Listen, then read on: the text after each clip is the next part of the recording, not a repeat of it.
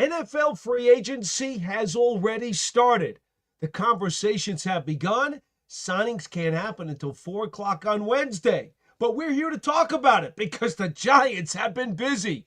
It's the Big Blue Breakdown live, coming your way right now.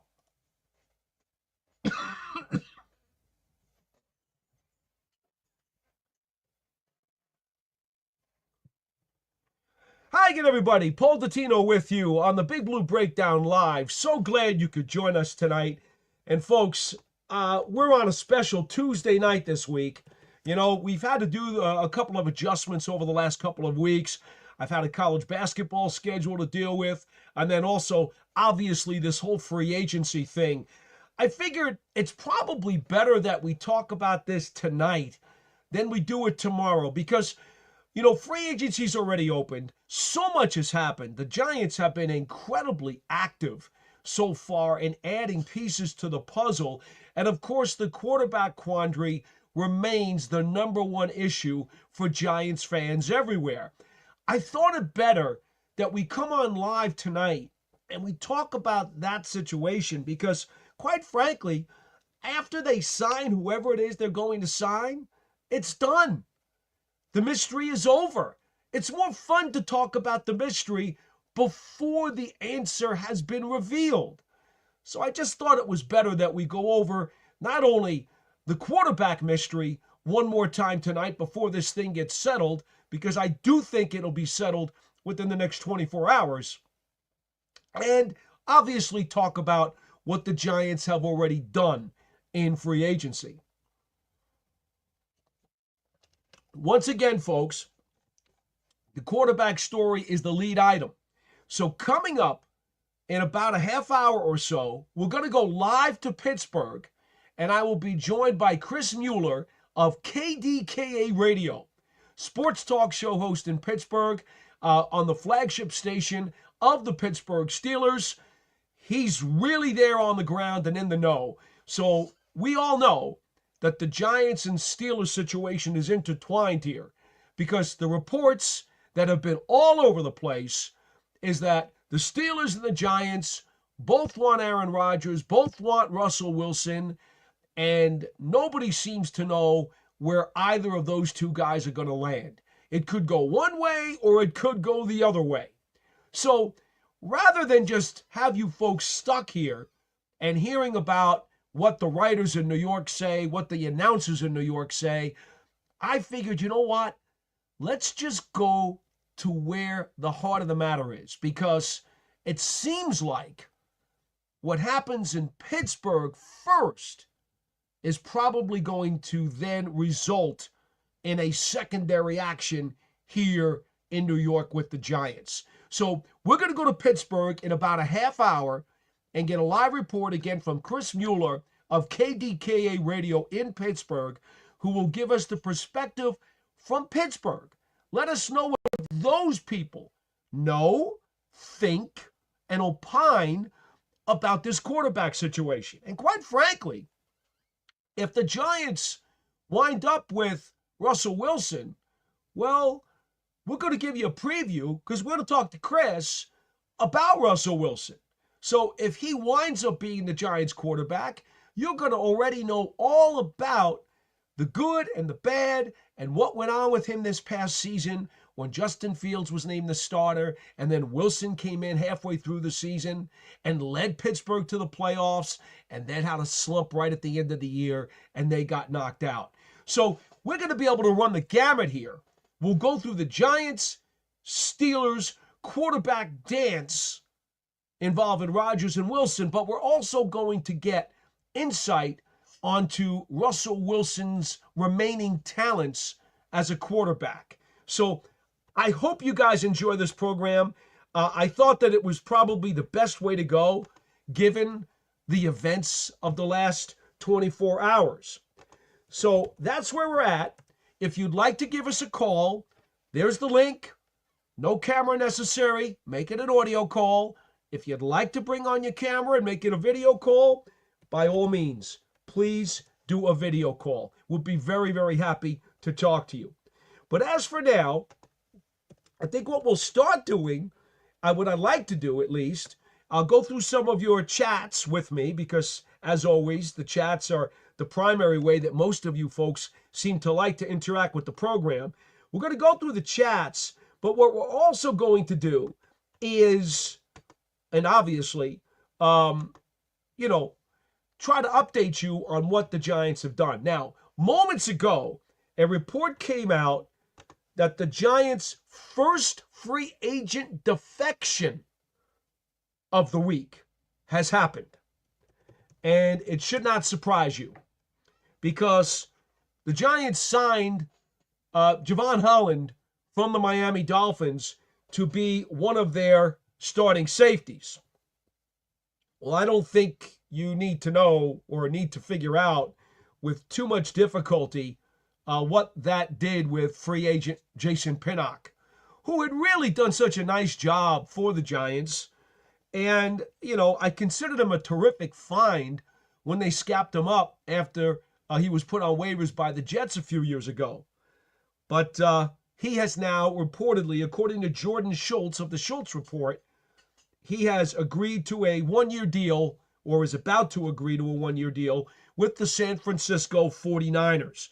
So, as I get out my trusty depth chart, I cross off Jason Pinnock, San Francisco. He is the first Giants free agent to sign elsewhere since the free agent tampering period began yesterday at 12 noon Eastern Time. As far as the guys the Giants have signed, well, you know, I don't want to take too much time going through this right now because I want to get to your chats in just a second, and then I'm going to, you know, try to mix things in here. But obviously, Darius Slayton re-signs. That's a big deal. I'll be frank with you. I thought he would get more money and be enticed to go to a team that's got a much more dynamic passing game, probably in warm weather, a contender, or maybe even a dome team that would be contending for a championship. But somehow, some way, Darius Slayton decided that he did want to stay with the Giants. He's a pro's pro. He's been one of the more valuable fifth-round draft choices that the Giants have had in recent memory. And he was a great influence on Malik Neighbors last year when Neighbors was a rookie. So I think that was a really sweet re-sign by the Giants. Chauncey Golston, the defensive end, was signed off of the Dallas Cowboys after having 5.5 sacks last year. And at about 270 pounds, he becomes the kind of guy now who you want to, if you want to load up against a running team or on early downs, on run downs, you can now go with Golston and perhaps 2 defensive tackles. Because, as you know, the Giants have also gone on and signed a couple of defensive tackles because Roy Robertson Harris has been signed. That's 1 defensive tackle. They didn't sign a second. I believe they're going to draft a second and maybe even a third. This allows the Giants to use a 5-man front in obvious running situations or against a power rushing football team so that they don't have to have Brian Burns or Kayvon Thibodeau down on the ground with their hands in a 3-point stance. Okay? You can go with 3 down linemen and the 2 linebackers standing up on the edge in a 5-man front, which is the way Belichick always used to play it for the Giants during the championship years of Bill Parcells in the late 80s. They didn't have the personnel to do that kind of stuff last year. But now it appears that they're moving toward that by signing Roy Robertson Harris and by signing specifically Chauncey Golston, who is a defensive end and particularly a run-stopping defensive end who also has some pass rushing skills. The other huge signing, besides Javon Holland, besides bringing back Slayton, besides adding Chauncey Golston, the other big signing is obviously Paulson Adebo. Adebo comes over after having a broken leg last year in October against the Denver Broncos. He's a former New Orleans Saint. This is now his 2nd NFL contract. A press man corner, over 6'1", I believe, 195 pounds. He's physical. He gets his hands on the ball. He makes plays. Holland and Adebo specifically help your team get off the field in critical situations. Both guys are very good at ball anticipation, at knocking balls free, at getting their hands on the pigskin and making plays downhill. And that could be a very big asset for a Giants team that had an awful lot of trouble in the back end of the defense this past season of giving up some big plays, and especially on third down where they had so much difficulty trying to get off the field. All right, that's a quick review of some of the highlights of the guys that the Giants have signed so far. If you have any comments or questions about them, hit me up in the chat. I want to try to go over to the chat and see if we can get you guys involved. Ken Peters, I believe he's a new guy to our program. He says, if Rodgers to Steelers, there are no teams left for Wilson, so I don't see why Shane would have to pay more than $15 million tops for him. Well, we don't know, to be frank with you, we don't know specifically what the Tennessee Titans are going to do, right? We're not 100% sure that they're not interested in picking up another quarterback, but I do understand the point. The market in this musical chairs of quarterbacks is starting to thin out.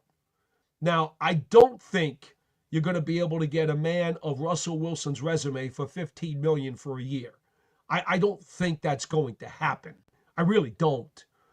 But again, having said that, you are right in that it does give the Giants a little bit more leverage, I believe, because they're a team that's going to go to Russell Wilson and say, look, we're a team that's on the rise. We believe that we've improved ourselves in the last few days.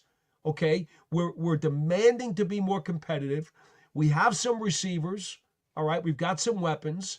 We're trying to get that offensive line to be better. And you know what? Here's the thing. You're going to be the starter. You know, you're not going to have to come in and compete with Justin Fields like you did last year when you went to the Pittsburgh Steelers. You're not going to have to worry about Daniel Jones getting healthy in his rehab and taking a starting job back. No. Russell Wilson, if you sign with the Giants, you're the opening day starter. And the job remains yours as long as you continue to play at a high level and the team remains competitive. That's going to be very attractive. And that's the carrot that the Giants have to offer. So, yeah, I do think some of the opportunities around the league are starting to dry up some. And so it does change the law of supply and demand. Christine says, good evening, and good evening to you, Christine. Again, a reminder, we will have a live update on the Rodgers and Wilson situation from Pittsburgh at around 8:30 with Chris Mueller of KDKA Radio. C-Road Source says, oh yeah, am I feeling better? I am feeling better. Had a chance to do 2 college basketball games over the last week. Both of them were a lot of fun. And a little bit nasal yet. I think I got a little bit of an allergy issue right now, to be honest with you, because it was in the 60s today in the New York metropolitan area. Beautiful, sunny, clear day. And certainly enjoyed the fresh air outside. But yeah, I suspect there's a little allergy stuff going on for a little stuffy nose stuff. But nothing that would keep me from doing this show tonight. The other night, last week, when we did the program, that was a real struggle. You know, I had a really, really nasty head cold, badly needed some sleep, and 5 minutes after the show, I was out on the pillow. Trust me. So this is a little bit of a different situation. All right, you want to know how much longer till Aaron Rodgers makes his decision? All right, well, here's a couple of things. Number one, I understand that technically the Jets had given permission when they announced that Rodgers would not be in their plans for 2025, that technically they had given permission to Rodgers to talk to other teams around the league. So despite the fact that the Jets did not include that specific language in their statement when they put it out to the public indicating that they did not want Rodgers on their roster anymore, well, indeed, teams have been allowed to talk to him. That's number one. Number two, he was designated or is going to be designated as a June 1st cap cut so the Jets can spread out the dead money they'll be charged against the salary cap over the next 2 seasons, 25 and 26. To do that, they technically cannot release him until Wednesday, tomorrow, at 4 p.m. Eastern Time.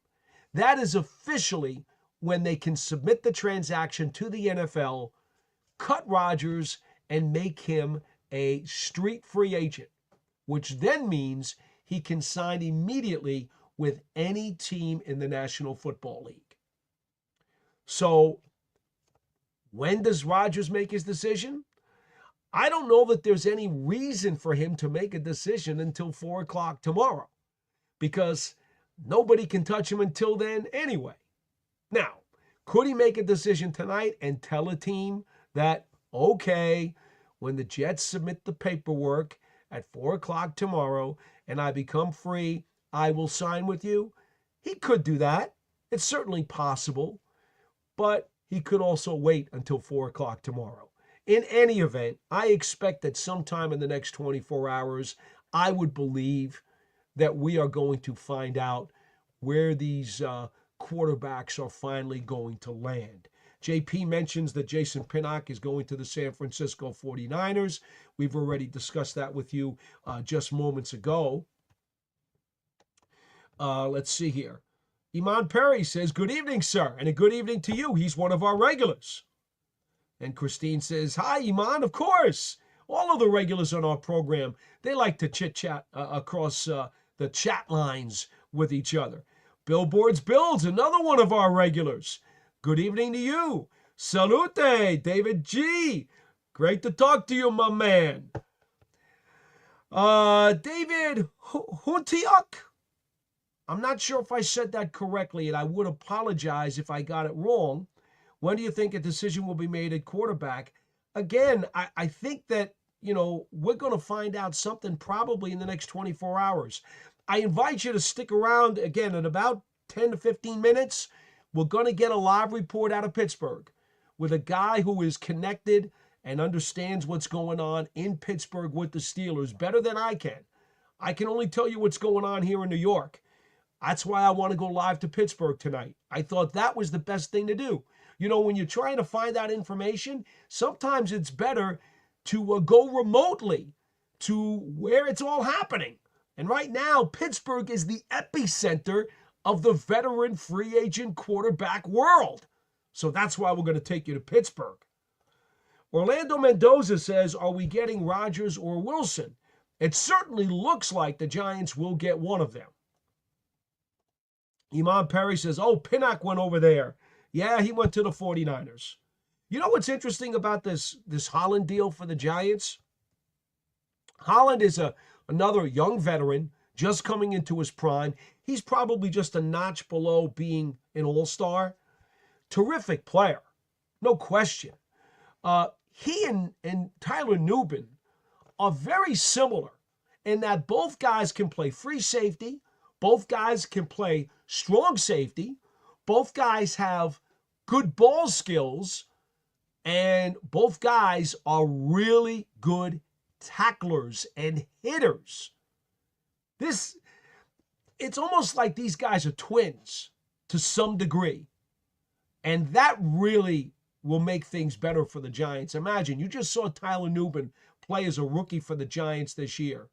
Imagine how much better he'll be in his second season if he has a guy next to him who has mirrored his skill set and will now pass along wisdom and experience that is going to allow him to just enhance what he does.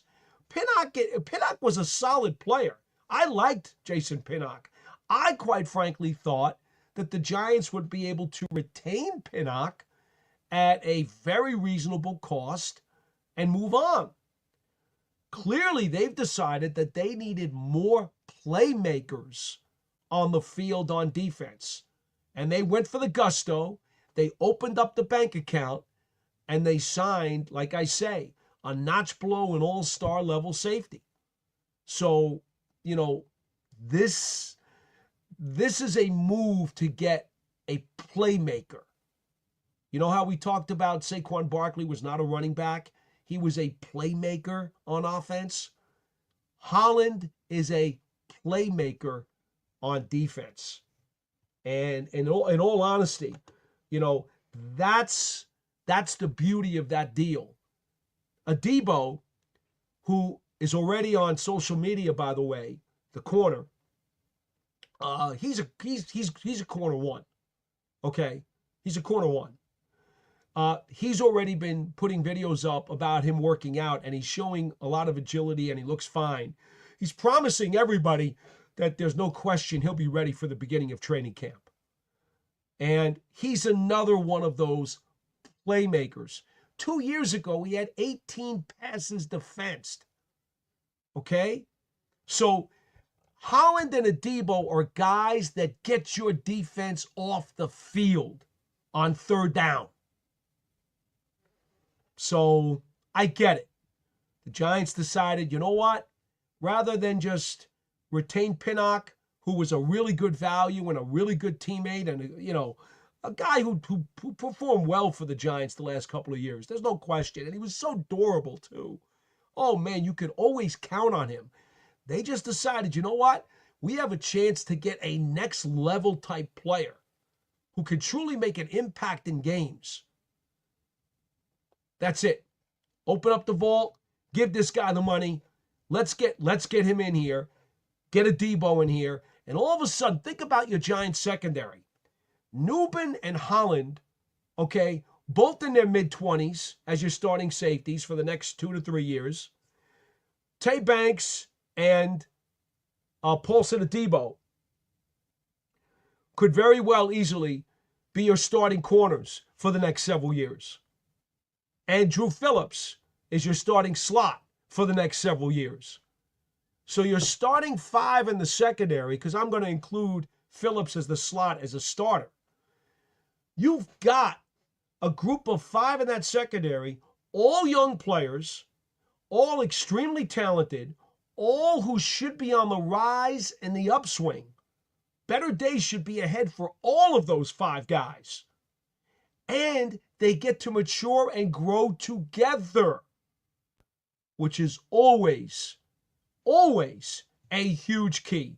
Offensive line and secondary are the 2 units in the National Football League where communication is a must. Chemistry and communication, top priority. All 5 of these young guys, as they're in their primes or reaching their primes, will be together. I understand what Joe Shane did here. Remember, he came from a Buffalo Bills team that had Jordan Poyer and Micah Hyde tag teaming at safety. And that was so critical to the Bills' championship-style runs. So I understand what he did. I was surprised, but I understand it. Billboard's builds. I don't want the G-Man to sell the farm to move up 2 spots, grab a vet. Stay pat at number 3, get Hunter and Dart. Billboard's builds, I'm with you all the way. I don't think the Giants should trade up from 3 to 1 with Tennessee. And by the way, let me add this as well. Okay, folks, because I'm a little late on this. I ignored it. I shouldn't have ignored it. The Giants did get a compensatory pick. This was the result of their net gain and loss in free agency during the past offseason, primarily because of the difference that was not offset in Xavier McKinney going to the Green Bay Packers for an incredibly rich deal. The Giants wind up getting not a 4th-round pick, as many had predicted. Indeed, they're getting a 3rd-round compensatory pick. So the Giants now have 4 picks in the top 100 of the draft. And in fact, they will have 5 picks in the top 105 selections of the NFL draft. The compensatory pick is number 35 in the 3rd round, which is number 99 overall. That was the additional pick provided for basically the offset loss of Xavier McKinney going to the Green Bay Packers. So Billboard's Bills, this is outstanding news for the Giants. Now to have 4 picks in the top 100 of a draft that is very, very, very deep and thick in quality defensive tackles. You know they're going to at least draft 1, probably 2. I would think a plugger and maybe even another 3 technique. We know this draft is deep in tight ends. I'm not sure if they're going to draft 1 or not, but they certainly could if they wanted to. And we also know that this draft is very deep in running backs. So they probably are going to get themselves another running back for that backfield. I hope it's a bruiser. All right. We could talk about the draft another time, though, because this is free agency week. So I don't think we really want to talk much about the draft right now. But as one other aside, Billboard's Bills, yeah, with now 5 picks in the top 105, if the Giants really did want to do something and package picks together, they certainly have a better chance to do that now. What I'd rather see them do, and I'm curious if you folks agree, if you had to package a couple of picks together, what I would try to do is maybe go back up from number 34, which is at the top of the second round, back into the late end of the first round and go get Jackson Dart. I'm with Billboard's Bills on this. If I'm going to use draft capital at all to make a move in this draft, it's not from 3 to 1. It's going from 34 maybe up to 25. Depends on how high you think that you've got to go to get Jackson Dart. All right, Chris Rhodes source. Who do you think will add at right guard, and how free agent or draft are given Evan Neal first chance? All right, I do think, as we talked about on last week's program, now that the offseason is here and Evan Neal is healthy, I do think there is going to be cross-training going on with him to teach him the right guard spot. He did play some of that when he was at Alabama in college. Has only been a tackle for the Giants through the early part of his career. But I do think that Neal is going to get a chance to cross-train and possibly win a job at right guard. I do think so. It would not shock me, however, if the Giants added an offensive lineman in the draft. Now remember, just now, and I should also mention this because it's relevant, they did add James Hudson, who is a swing tackle from the Cleveland Browns. He just got signed in the last 36 hours, and so it would seem to me that they are thinking more about, because of the positions and the depth at the positions, it looks like if they're adding Hudson, who has guard versatility. He hasn't played guard in the NFL, but he does have guard versatility. He's basically been a swing tackle his whole NFL career. So I'm going to suggest that maybe he's the next tackle up. He's the third tackle if you just take it at face value, which then means there's a better chance that Neal is going to cross-train and maybe compete for a guard spot. David says, I don't like losing him. I think he's talking about Jason Pinnock, and I do understand that. Billboard's Bills, making it funny. You'll be frank. I thought you were Paul. Indeed. Iman Perry, if Slayton gets wide receiver 1 targets, he put up way better numbers. 140 targets maybe. Well, the Giants have not had a very dynamic passing game. Darius Slayton, in his 6 years with the Giants, folks, go look at the numbers. He has a career average of 15 yards per catch. Since Slayton's come into the league, there's only a half a dozen wide receivers who have averaged at least 15 yards per catch over that 6-year time span. Do not undervalue, because I believe Darius Slayton is underrated. And I know he's had some inconsistencies sometimes with the drops. I get that. He does block for the run. He is very smart. He's very professional. Again, he's been a mentor to Malik Neighbors. I do think that he is an asset to the Giants. Now, you could argue about the money. Is the money commensurate with the value he brings to the team. I don't as much care about the dollars. I'm talking about the football team, and I do think that he is an asset, a positive influence, and a talented player. So I'm glad to see him back. Christine says Slayton's good for neighbors. Absolutely. We've said this many times. Gary Gaston says, hi, P-Dot, safety Holland is my favorite free agent signing so far. Who is yours so far? Well, I'm really a big fan of the Chauncey Golston signing, to be honest with you. Very big fan of the Chauncey Golden signing because, as I explained, at 270 pounds, about 6'5", first of all, you're taking him away from your rival, the Dallas Cowboys. And also, the other thing to keep in mind here now, I've told you, I don't like when they have Thibodeau and Burns with their hands in the dirt. You're going to be able to go with 3 downs and a 5-man bear formation front because of Golden's addition. That's a big deal. It's going to change schematically some of what the Giants can do. So, Gary, I appreciate your comment and for chiming in. But now, folks, we're going to add Chris Mueller from KDKA Radio to the stage. And, Chris, there you go. Thanks for joining us tonight, my friend. I appreciate you. Paul, my pleasure. Hopefully the sound's coming through well on my end here. I've got all my big technical setups, so hopefully it sounds good. If it doesn't, I can neither confirm nor deny whether I just threw this together at the last minute sound-wise. How are you? No, you sound great, and we really appreciate your time tonight and joining us.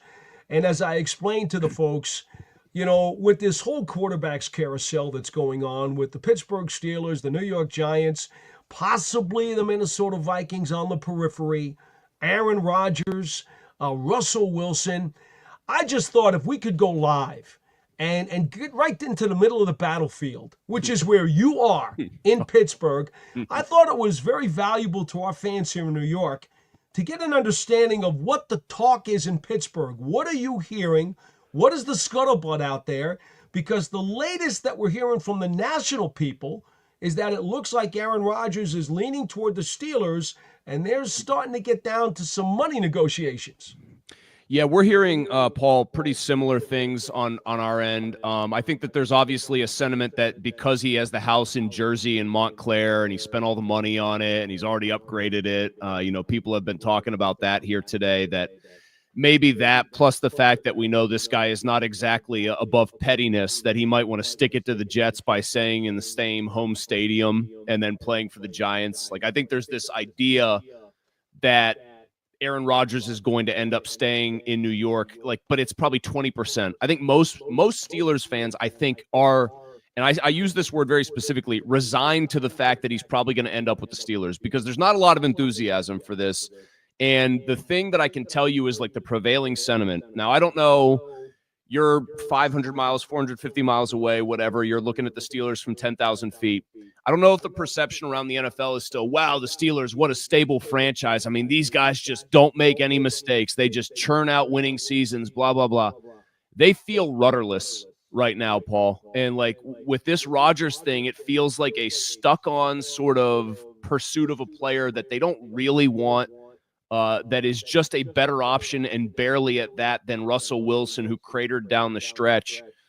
They wanted Justin Fields, I think, and the Jets offered a little more money, and the Steelers balked at that for whatever reason. So I think there's a sense around town that, yeah, they're going to get Aaron Rodgers, but nobody really is all that excited about it, if I'm being honest, from what I'm hearing. And then as far as the insiders, yesterday it was that the longest tenured Steelers insider for the Post-Gazette here said this was an imminent deal. And then when Twitter was going down left and right, he eventually deleted that and said, oh, wait a minute, they're just talking now. It's far from being done. So I think you can kind of use deductive reasoning and think Rodgers is going to do this on his time like he always does with everything. He's not going to be pushed around, whether it's by Mike Tomlin or the Rooney family. He's going to do it on his time.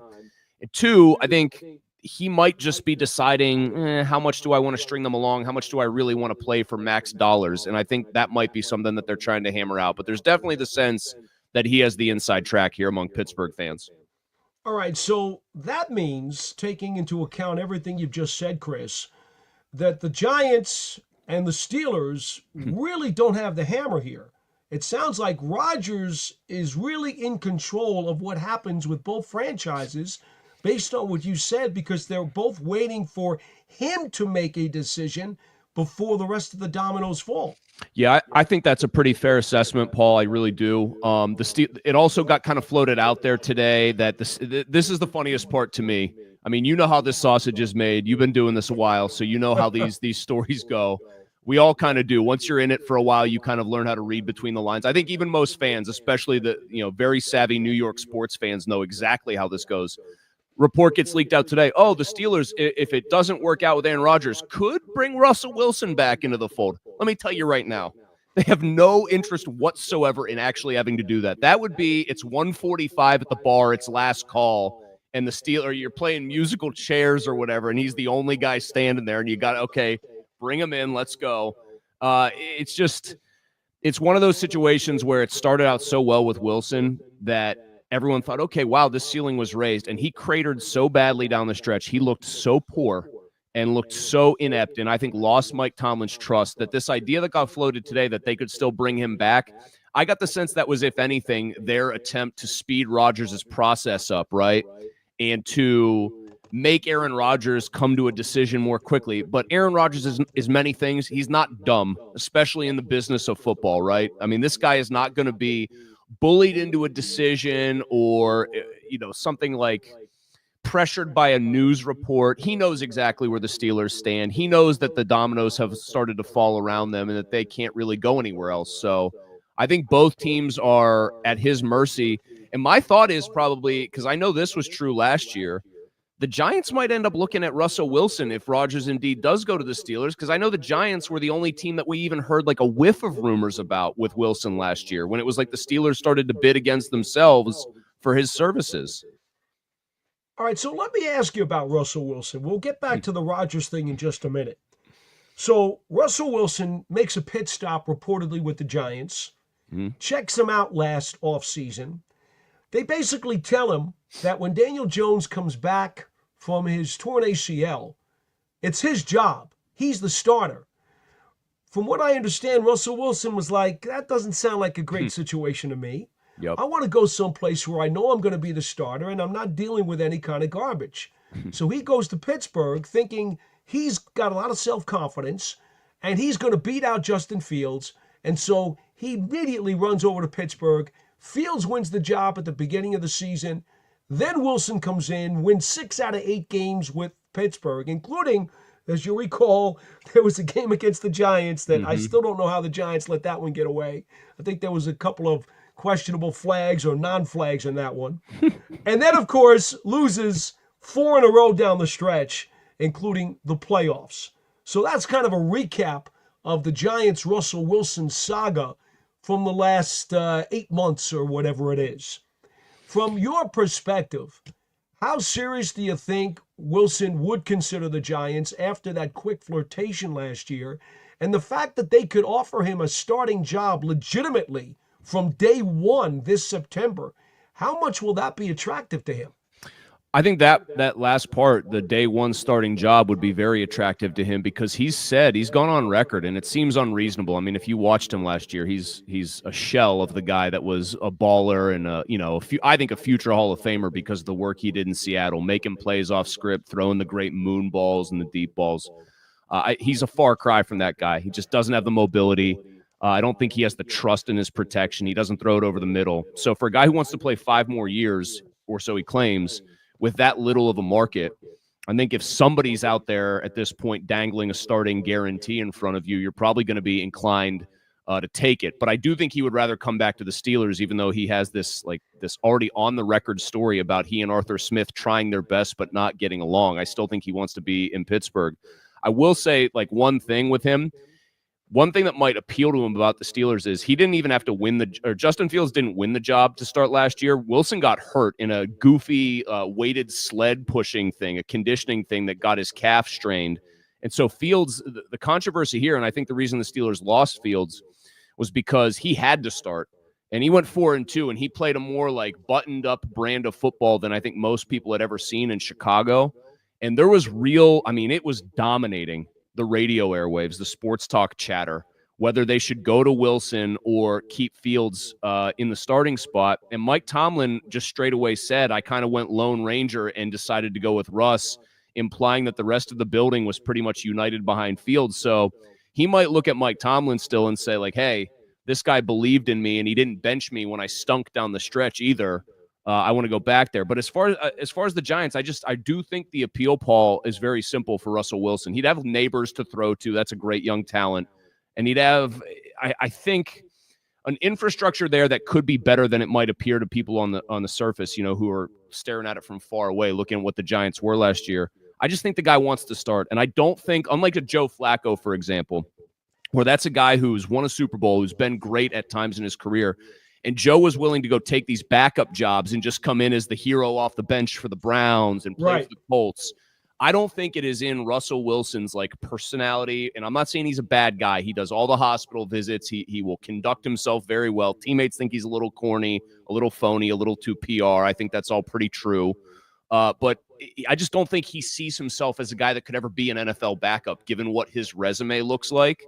And so just opportunity is going to be the thing that matters to him. But the weird part is he's also not going to do it for free. The Steelers had him for the vet minimum last year. I think this is a guy who thinks he's at least like a $25 million a year player. So if that just made your eyes bug out and you're trying to pretend that it didn't, that should kind of give you pause. If you think, hey, wait a minute, this guy's not worth 25 million plus, then I think that might be what he wants, even if there's not like a market, materializing that would allow him to pit people against each other.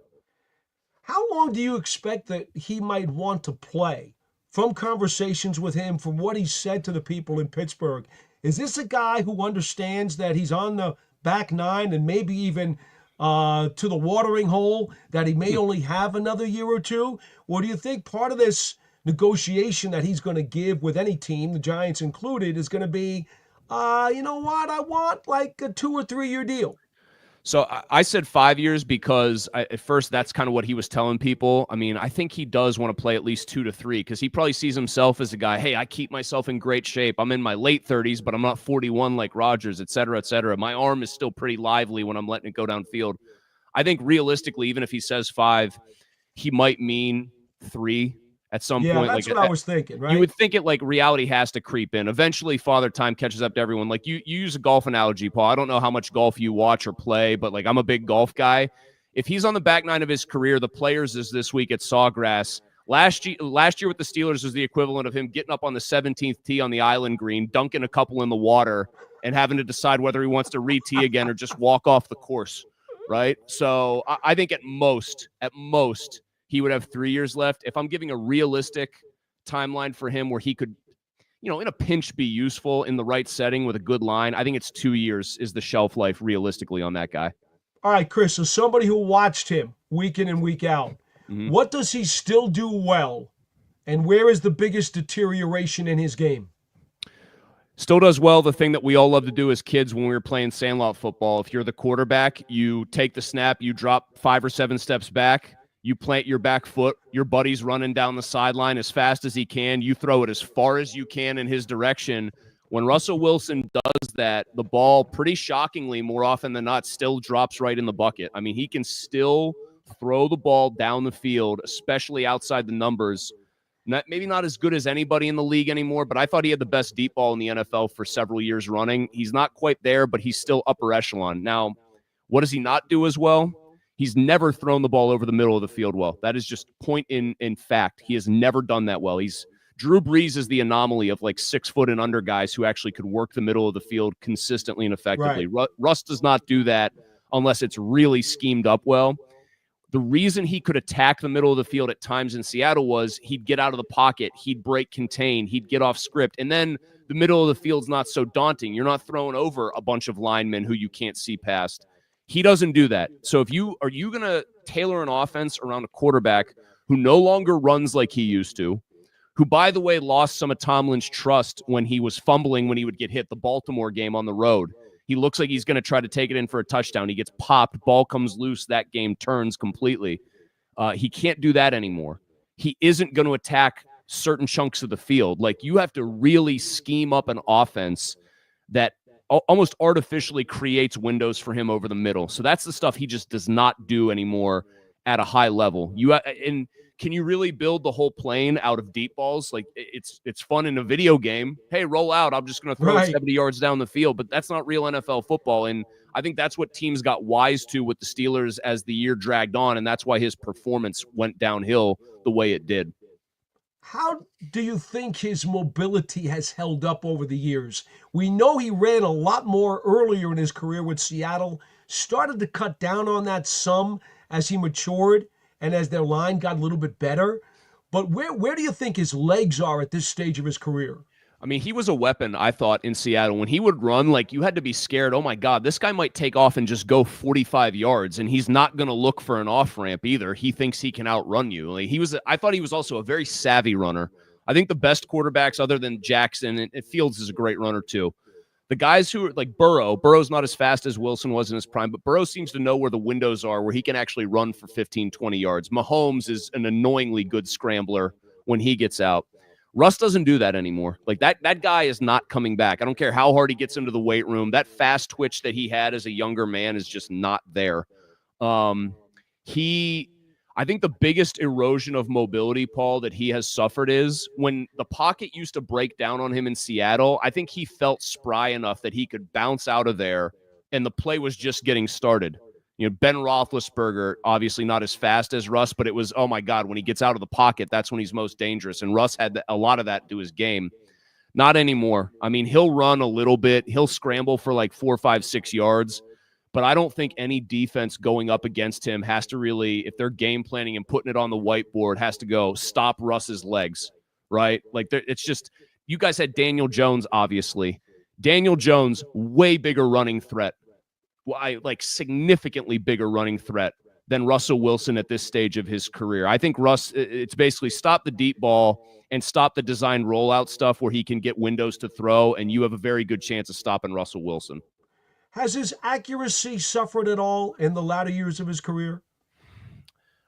That's an interesting question because I said the deep balls are still very good by and large, and they are. He knows how to put it on the money when he's throwing with like sort of the sideline as like an artificial defender. He can put it in those windows. He made a couple very nice plays where he would get kind of out of the pocket. He would step up 2 or 3 steps and then kind of sling one. So you can see the old baseball player there still.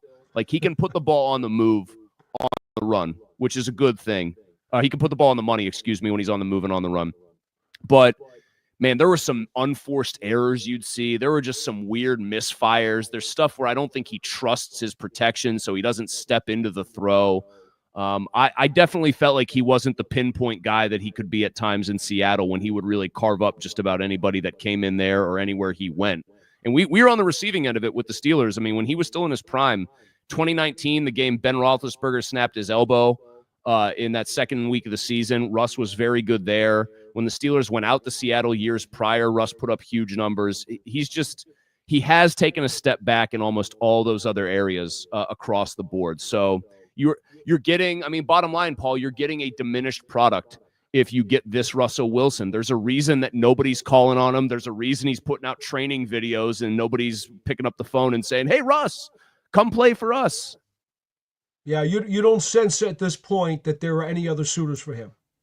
I don't. I think like the Giants would be the only because they were connected to him last year. I also think here's the other thing. I mean, he's, like I said earlier, he's a good person. Like he's not going to embarrass the team, embarrass the logo. I know that matters to the Giants and that family, that owns, family business with with the Rooneys, same thing. I know. They are related, Right, exactly. So it matters. Like I get it. It's a big deal. He won't do that. But I think it rubs people around the league the wrong way that he comes in, there's an entourage, there's this whole, it's almost like a celebrity in Hollywood's PR team.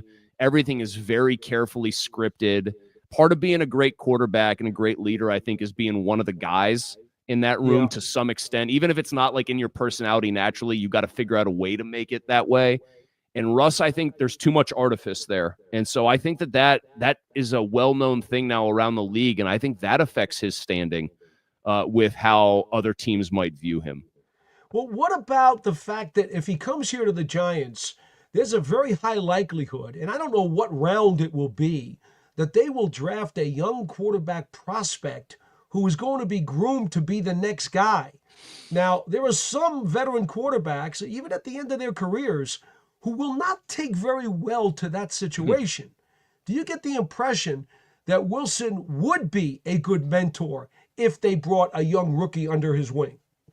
I don't think he would be somebody that's like bending over backwards, hey, you're going to take my job. But if you have him on the right term contract, i.e., let's say it's 3 years, but functionally only 2, okay? So let's say it's for all intents and purposes a 2-year deal, and they're going to draft the guy this year, and he's going to sit, and maybe Russ has to know like this is the only guaranteed year for me to be a starter, and I'm going to have to compete for the job, but I'm probably going to have the deck stacked against me.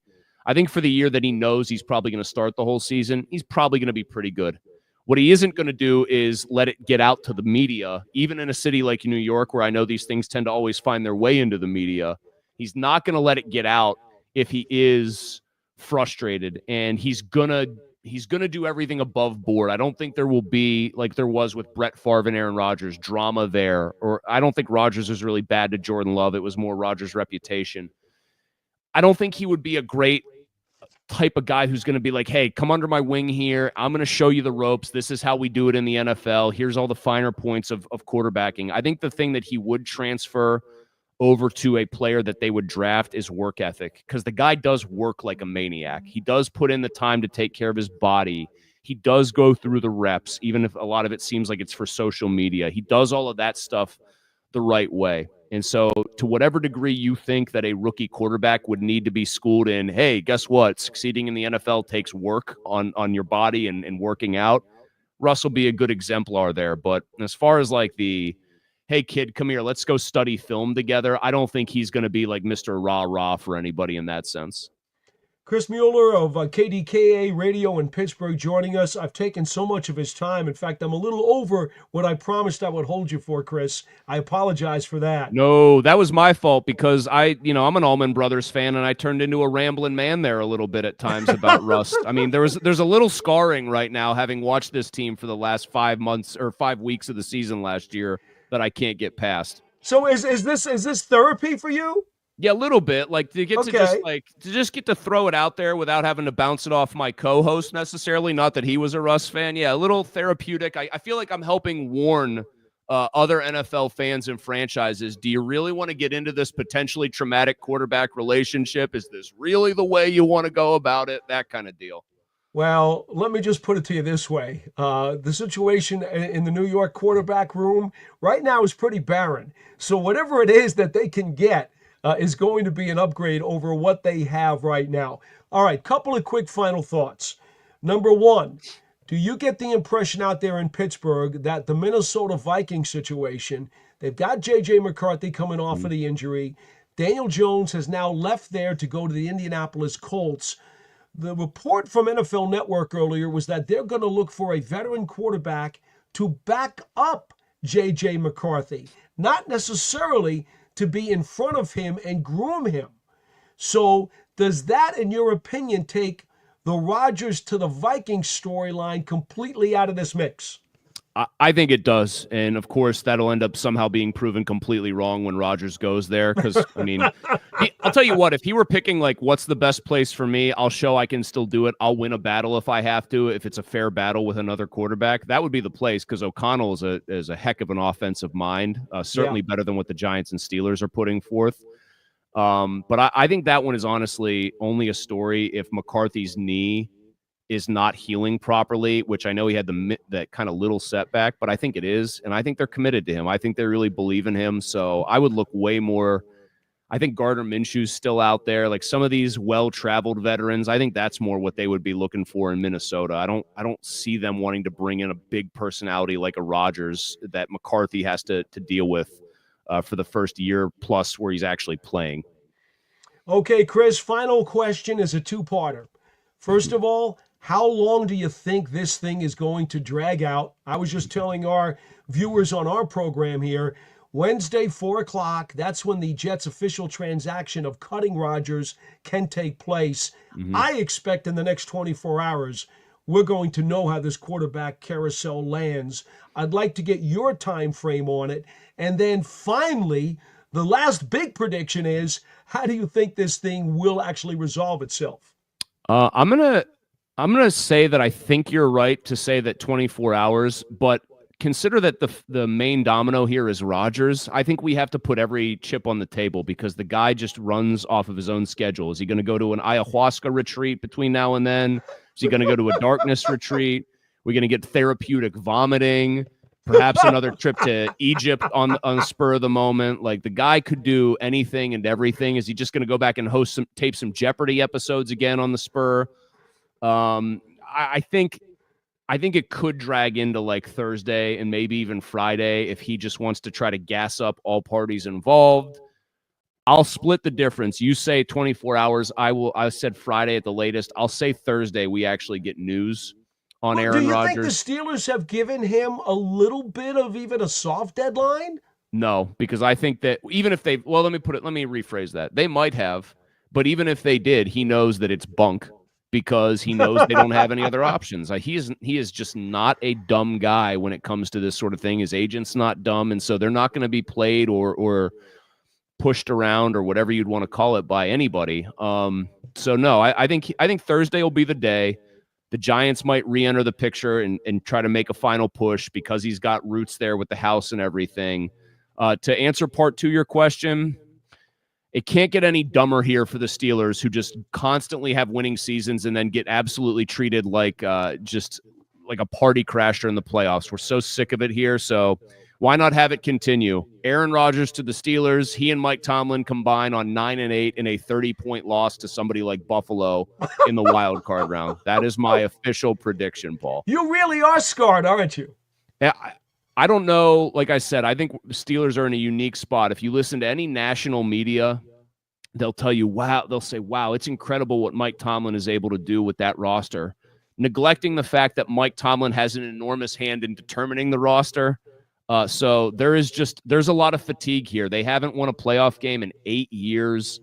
Them, always having winning seasons or non-losing seasons is starting to wear very thin here because people hold this team to Super Bowl standards, and they seem incredibly far away from that, Paul, at this moment in time. It's for both of these franchises, it feels like a long time ago, 2004, when it's Eli, when it's Roethlisberger, and when it's a combined four Super Bowls between the two of them.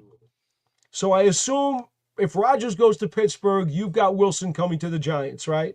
I do think that's how it would shake out. I can't see the Giants going like, Gardner Minshew or somebody like that. I don't see that kind of thing happening. I think Russ would like Sierra. He's got a very famous wife. I'm sure she wouldn't mind being in New York for her brand and her career. So yeah, I think if Rodgers does go to the Steelers, like I think will happen, I could see it being time for Mr. Unlimited in the Meadowlands.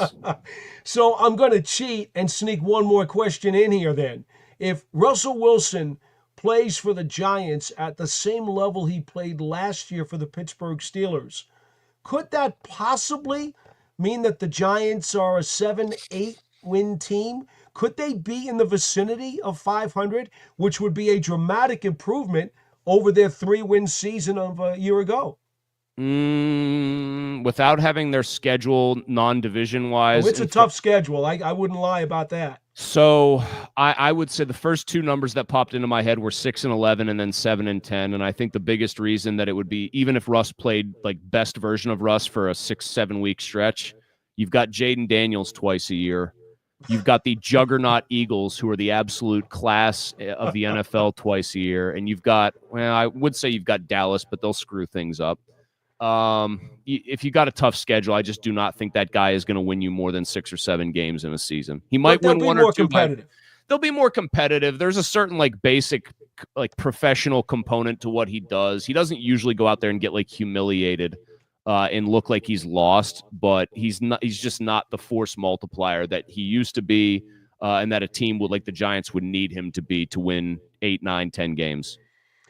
Chris, where can people find your work? I know Giants fans are going to be monitoring you now from here until this whole thing is over because you have given us such great information. You can find me on Twitter at Chris Mueller PGH. You can also find me at 937thefan.com. It's the PM team with Pony and Mueller. I mean, we've got a long history. Giants fans know Greg Giannotti. He got his start doing evenings at my station. We love Gio. He's the best. And then Andrew Filipponi, my co-host. I think a lot of Giants fans are very familiar with him as well. He's done some fill-in work on WFAN. So you can catch it at 937thefan.com, on the Odyssey app, on Twitter at Chris Mueller PGH. I'm always out there, even if I'm trolling or just sending stupid memes. We're always talking Steelers. Chris, thank you so much for your time tonight. We really appreciate it. This carousel is driving New York Giants fans absolutely crazy. I wanted to go to the source, and you gave us some outstanding information. Thanks again for your time. Paul, my pleasure. Thanks for having me, man. Be well. You too. So there you got it, folks. I can't do any better than that. We took you live to Pittsburgh. We gave you the remote, and we gave you all the info right from somebody who regularly covers the Pittsburgh Steelers, and you could tell it looks like from the feelings out there, not just in New York or not just at some national studio somewhere, deep embedded in Pittsburgh, it's looking more and more like Aaron Rodgers may wind up with the Steelers.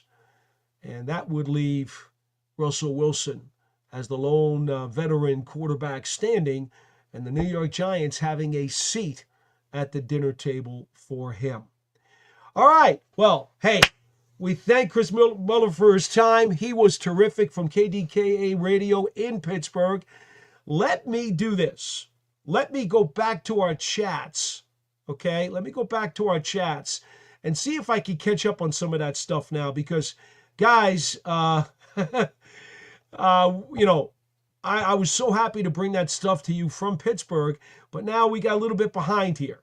So let me see what I can do about, here we go, about getting to our chats. Oh, okay. All right, I think I'm back to where I was before. I was a little bit lost. Iman Perry, I think. No, wait a minute. Christine, I think you were the person who I was about to get to. Yes, just when our guest came on the program. Christine says, I'm hoping Shane Bowen, the defensive coordinator, plays to these players' strengths. It has to be done to get the best out of these players. Well, Christine, Bowen told the media at the end of the Giants season that he had learned a lot more about the players and about the coaching staff and was much more familiar with what it was that they could do and wanted to do. Now, unfortunately, the season went awry, and they only won 3 games. But I would have to believe that a man of his experience in the NFL, and a man who's had a positive resume in the league, understands that he's got to make adjustments. He's got to change things and tweak things. And that's what the offseason's for. So, yes, I would believe that you're going to see some changes in how Bowen calls his defense this year. I would believe that. And I'll tell you right off the bat, right? I mentioned the fact that they signed Dallas defensive end Chauncey Golston. I've said this before. This is not new. I prefer when Thibodeau and Burns are standing up on the edge.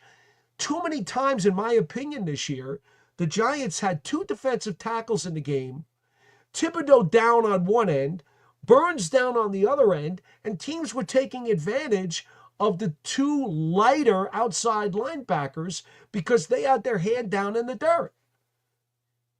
I come from the Belichick theory with the 5-man bare front. If you're really going to stack up against the run and throw some beef up there, you use 3 defensive linemen down, and then you stack the 2 running backs on the outside. Obviously, in a predominantly run-oriented situation. And I think Golston signing here at 6'5", 270 pounds, he is that perfect defensive end in that alignment who was going to put his hand down in the dirt. So I think that's a change you should be looking for this year. Another change, we know Tay Banks is better as a press cover corner, press man, than he is in zone and playing off coverage, which is what they asked him to do this year. And unfortunately, he did not make that adjustment very well. I would hope the Giants play more press man. That will be better for Tay Banks. And oh, by the way, that's mostly what Paulson Adebo played with the Saints, was press man. So right now, Shane Bowen has two starting corners, who are much better at press man than they are playing off in zone. I would think he's going to try to take advantage of their skills and play more press man. So, Christine, I've just given you two tweaks to the scheme that I would be looking for. Iman Perry says, Wilson ain't coming here for 15 mil. Well, you heard our guest. He said 25 plus, he thinks. C. Road Source says, I want Rodgers more than Wilson. American Soccer says, Titans or Vikings wouldn't be in on Russell Wilson? Question mark. Doesn't seem that way. And in fact, our guest from Pittsburgh is suggesting that even the rumored possibility of the Vikings doesn't seem to have a lot of teeth to it. Colonial Heights says, thank God enough is enough. And I'm not sure what that refers to. He does say, I agree, I'd rather have Rodgers. Okay, Iman Perry says hi to Christine as I try to catch up with all of these chats during our guest. Folks, by the way, I hope you enjoyed our guest tonight. Chris Mueller from KDKA Radio in Pittsburgh was absolutely dynamite and just chock full of information. And I hope he helped clear up all the smoke involving this quarterback situation for everybody. It's the first time we've actually gone to grab an out-of-town guest on the show. But I hope you guys enjoyed talking to him as much as I did. Jose Manuel Sandoval Sanchez says, first time. Hi there, go Big Blue. Well, thank you, Jose, for coming into the program today. We really appreciate that. And we invite you to stick around and be with us each and every Wednesday, 8 p.m. Eastern Time is our usual time for the program. Again, we had to change things up just a little bit this week. I think free agency really had a lot to do with that. I thought we'd be better off going out tonight. Mysterious 1X says, hey, P-Dot, thanks for the show. Well, thank you for checking in with us. I always appreciate all of you folks because, after all, without fans, there's no reason for media like me to be the conduit to the game. And so I will always be very grateful for any fans who take the time to show interest in what it is that we do. Harlem X says, whoa, I thought the show was only Wednesdays. What did I miss? Harlem X, you didn't miss anything. It's supposed to be a Wednesday show. But again, if you missed up top, because of free agency, the Giants, let me see now, what is the number exactly? 1, 2, 3, 4, 5, 6, 7, 8, 9, 10, 11. The Giants in the last couple of days have made 11 signings. DeVito, Slayton, Manhurts, Hudson, Golston, Robertson Harris, Board, Adebo, Holland, Gillen, and Kreider. Okay? That's 11 signings. Holland's new, Adebo's new, Board is new, Robertson Harris is new, Golston is new, Hudson is new. So 6 new signings, 5 re-signings, totaling the 11 deals that I shouldn't say signings. They can't be signed technically. All of these people cannot be signed technically until 4 o'clock tomorrow. Some of them were allowed to be. The re-signings, okay, the re-signings, that's fine, okay? You can re-sign your own guys without having to worry about the deadline. But any of the pending unrestricted free agents as of 4 o'clock tomorrow, you can only reach a handshake agreement with. And then after 4 o'clock, pen goes to paper and it goes into the NFL offices, and now you get them. So again, Harlem X, because of the whole free agency thing, I just thought it was better that we go on tonight and discuss not only all of these signings, if you guys wanted to, but what's still to be done.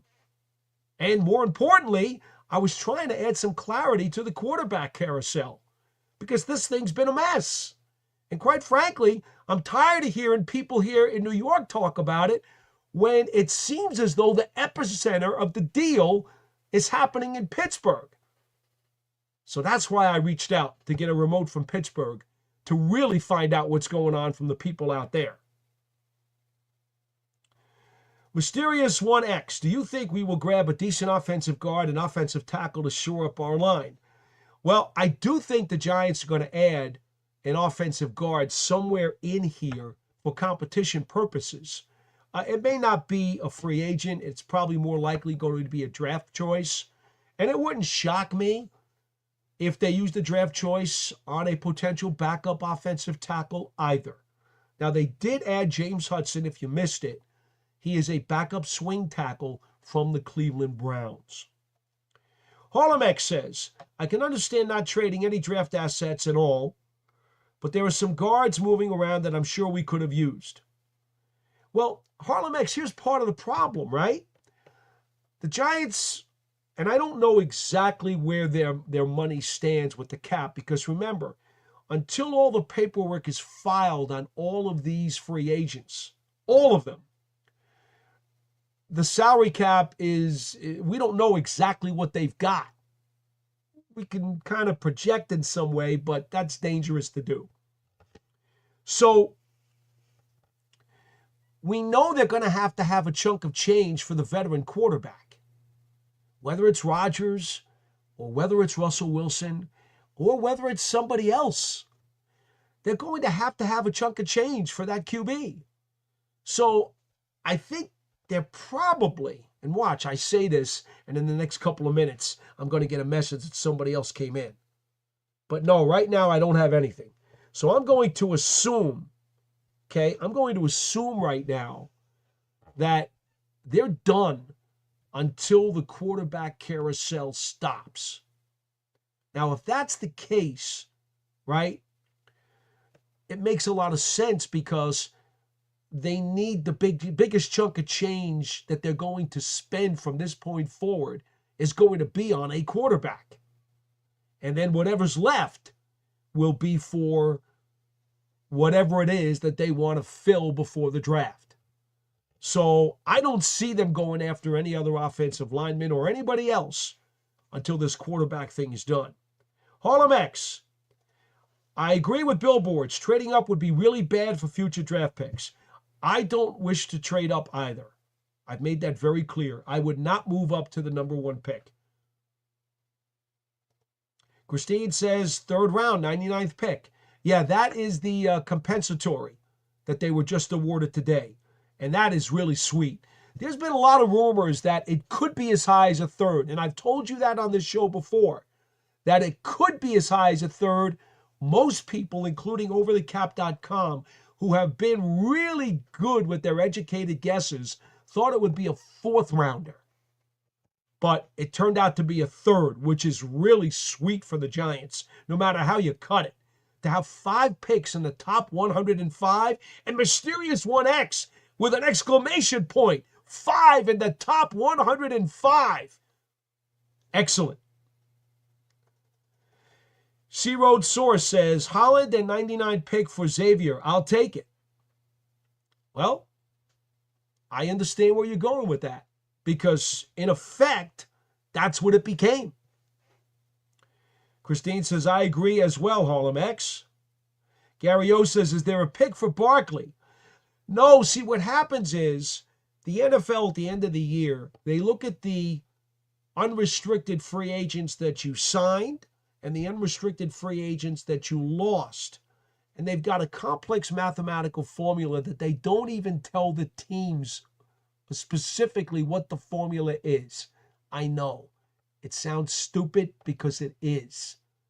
But they don't tell the teams specifically how that formula will be calculated.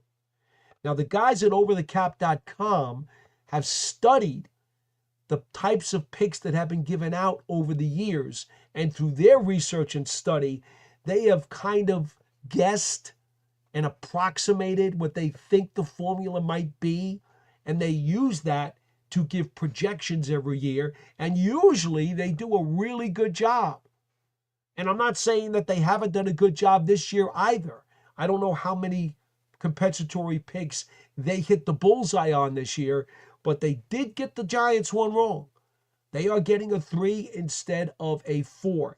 And it simply is because of the way the formula interprets the balancing act between all the Giants' unrestricted free agent signees and all of the Giants' unrestricted free agent departures. And over the cap, the way they matched it up, they had everybody else canceling each other except for Xavier McKinney. And that's why they came up with a 4th-round compensatory for the Giants. The NFL did their equation and their calculation, and they came up with a 3rd-rounder for the Giants. So, no, there is not a pick for Barkley.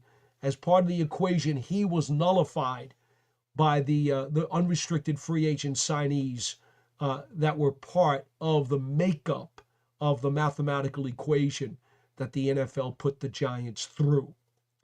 We'll talk entertainment. Do people realize that Xavier McKinney signed for $67 million? Not sure why they are comparing Holland's signing to McKinney. Yeah, the Holland signing is supposedly, according to the reports from Ian Rappaport and Tom Pelissero of NFL Network, is 3 years for $45.3. And Xavier McKinney, let me just go back and see exactly what he got. McKinney, I believe, when he signed his deal last offseason, was the highest paid safety in the NFL. He got 4 years for $67 million. And of course, I know the guarantees are all part of it too. Let's see. Holland was given, according to NFL Network, $30.3 million in guarantees. McKinney was only given $23 million in guarantees. Point is, both players are really good safeties. And McKinney's had a little bit more of an injury history and a little bit more inconsistent play, being up and down some, as opposed to Holland, who has had more minor injuries and been more consistent in his early career than McKinney was. But McKinney was, I believe, he was voted to the Pro Bowl this year, or the Pro Bowl skills competition. Holland has yet gone to a Pro Bowl, but he is a player who's like an almost all-star to this point. I do believe his ascension could take him to that level. So if you want to say Holland plus the 3 in place of McKinney, I don't really have much of a problem in that in terms of the slot that was traded on the depth chart, and then you got the extra draft pick. But to Will Talk Entertainment's point, nothing in football can be viewed in a bubble. And unfortunately, because of the salary cap, the contract prices and the durations and the guarantees that are attached to players actually impact their true value to your club, because they eat up different percentages of your salary cap. So I do understand Will Talk Entertainment's point. I do. But if you just want to keep it simple and say that a year later they traded McKinney to get Holland and a 3rd-round draft choice, I have no problem if you want to do that. Harlem X says, just hypothetical. If the Giants decide to move down, that conversation better start at 3 first-round picks. Otherwise, I'm not taking it seriously. Well, Harlem X, I've said in the past, I'd have to get, if I was going to move down, I'd have to get somebody else's 1 next year and a 2. You're going even higher. I prefer not to trade down. So, especially, here's what I would say, Harlem X. If Hunter and Carter are gone by the time the Giants pick at 3, I'd be much more willing to deal down. But only if Hunter and Carter are both gone at 1 and 2.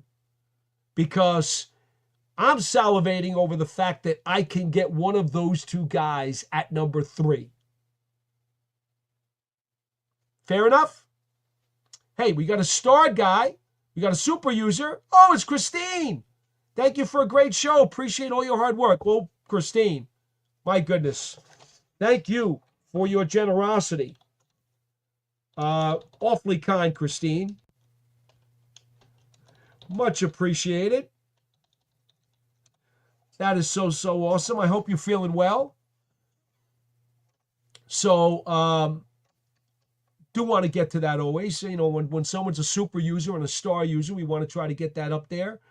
I'm not always as quick on the draw getting those as I should be, and I do apologize sometimes.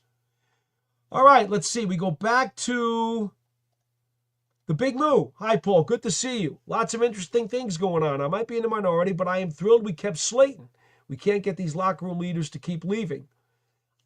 I have always been a big Darius Slayton proponent. I think he's undervalued, underrated, underappreciated.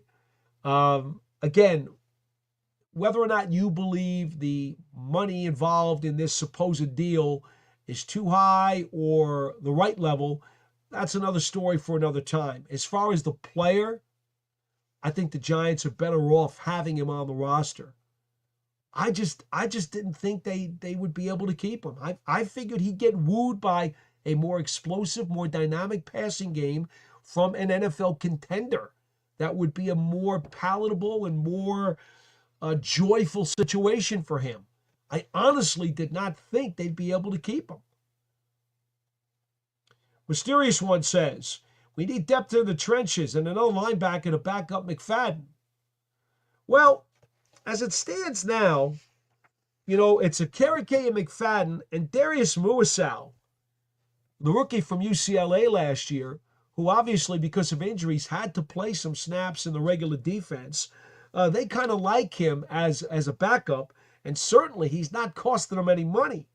Now, they also have Deontay Johnson, who has done some nice things for them in limited roles during training camp. He is a exclusive rights free agent. I don't exactly know what their plans are for him, but there's a potential interior linebacker that they may decide to keep. Now, at the same time, I want to bring up Chris Board. He's one of the free agents that the Giants signed or agreed to sign in the last 36 hours. Board, according to Tom Pelissero of NFL Network, got a 2-year deal worth up to $6 million. He is a special teams demon. Really, really good special teams player. 6'2", about 240 pounds, inside linebacker. Has been with the Ravens twice. They had him earlier in his career. He left, then he came back. This past year, he actually got to play some on a rotation basis in the defense. Remember that I believe it was Patrick Queen had left free agency. And let me see if I could call up the Ravens depth chart for a second. And he wound up getting into a little bit of a platoon role and was able to play some snaps at the inside linebacker spot. So Queen had left, and let's see exactly how many snaps did Chris Board play at inside linebacker for the Ravens this past year. Out of North Dakota State, remember the same school that produced unrestricted or undrafted rookie free agent guard Jake Kubas last year. North Dakota State, one of those FCS powerhouses, perennial powerhouse. Okay, 4 years with Baltimore, 1 year with Detroit, 1 year with New England, and then went back to Baltimore this past season. Now, he has only made 4 starts in his 7-year NFL career. But here's the important part. Again, Baltimore actually picked him up for a second go-round. Love him on special teams. And he played 168 snaps on defense this year. 15%. When he was in Baltimore the prior duration, in 2020, played 264 snaps on defense. And then in 2021, 337 snaps on defense. So he has seen some time at inside linebacker for the Ravens. So perhaps, I don't know if they're going to bring back Johnson or not, but perhaps Board is going to want, because he was signed here to be a special teams demon. But I would assume that they probably would not hesitate to give him some inside linebacker snaps if someone got hurt and he was required to get in there. Would he be ahead of Muasau? I don't know the answer to that right now. Let him fight it out in training camp and see. But Mysterious One, that's probably the way it's going to shake out. I don't think the Giants are going to sign another inside linebacker, and I don't think they're going to draft one either. Christine says, always trenches depth, for sure. Iman Perry says he needs to go to the left side. C. Road Source, and I'm not sure who Iman's talking about. Chris Rhodes Source says the Izzudu experiment is over, I assume. Let me tell you something. Joshua Izzudu is working his butt off this offseason. I mean, non-stop. I don't know what that will result in. Will we see a significant jump in his performance? Will he wind up competing for one of the guard spots? Or will he simply be young depth? I don't know the answer to that right now. But here's what I will tell you. That young man is eager to learn. He is a really good teammate. And he is healthy right now and working up a storm, trying to enhance his position on the Giants roster. If he doesn't win a position on the 53 this year, it won't be for lack of trying. It'll just be because he wasn't good enough and somebody else beat him out. Because he is going to fight hard for a position on this team. We'll Talk Entertainment says, where does Runyon fit on the O-line? Well, he's the starting left guard until somebody wrestles it away from him. I thought he played good enough last year to be considered the incumbent starter. But, again, nobody on the Giants line, really, outside of Andrew Thomas at right tackle and Jermaine Illuminor at Thomas at left tackle, Illuminor at right tackle. Nobody outside of those two guys. And I guess really, maybe John Michael Schmitz has to be considered because even though he had an up and down kind of season, they really don't have anybody to challenge him for the starting job. I would think that the two guard spots are going to be competition. I think Runyon is probably going to win the left guard spot, but I think there'll be competition. At right guard, Greg Van Roten, who played every game last year and actually was functional, he did a solid job. He's still out there, and I think if they wanted to call him back during training camp, I think he'd be willing to come back on a one-year deal and help provide some insurance and some depth. I don't think right now at this point that is a priority. I think, he's from Long Island. He already told the Giants people last year when he came here, he had offers, and he came here because of Carmen Brasillo, the offensive line coach, who he knew with the Raiders, and he came here because he could be near his family. There were other places that called him, and he did not want to go because of the circumstances. He's been in this league for over 10 years. So I think either Van Roten stays with the Giants and comes back as an insurance policy, or maybe he just decides to hang it up and retire. I don't think you have to worry about him getting away and making him a priority. At least that's my opinion. Eric R. First time watching Big Blue Breakdown. I've watched and listened to Giants kickoff, Big Blue kickoff for a while. Happy to be here. Go Big Blue. Well, Eric, thank you for coming on to the nighttime program. We only started this Big Blue Breakdown as part of the New York Giants on SI YouTube channel and media network. We only started this last training camp. Sports Illustrated people, Patricia Traynor, the lead managing editor of the Giants, New York Giants on SI, Sports Illustrated site, or page, I should say, she approached me and said, we'd love to have you. You know, you're part of the New York Giants official broadcast team. We would love to have you do a show. And I said, yeah, what are you talking? And we're like, well, I don't know, once a week, twice a week, what do you want to do?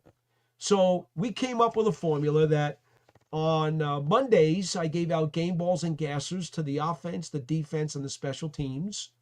And the game balls and gassers were simple. I highlighted on each unit the guy who did the best, and the gassers were for the guys who were the biggest disappointments. And we did that the day after every game. And that was only a 20-minute show, and it was taped. Okay, there was no interaction on that program. And then on Wednesdays, we did a live show, which I was really excited about. But I said to Patty after the first few shows, I'm a talker. I'm a paisan. You know, I love to talk to people. That's what I'm all about. So it's great that we have this chat thing, and I'm happy to do a live chat thing, but I really want to talk to people. So after several weeks, they hooked me up and said, well, you could take live video calls and live audio calls if you just put this crawl on the bottom of the screen, and the people can come in and join the program through that link, and you can actually speak with them. And I was like, oh my God, that's awesome. It could be just like the Big Blue Kickoff live show that I do on Giants.com during the day, because I could talk to people, and even better, we could see each other, which we don't get to do on the daytime program. So they put that into the show. And then every Friday during the season, we did the Big Blue Breakdown preview with the 3 keys to the game. And the matchups, the 3 matchups to the game, not the keys, the 3 matchups to the game. Specific matchups that I would analyze that you'd want to look for in the Giants' upcoming weekend game. That was also a 20-minute tape show. So the live show was always on Wednesdays during the season.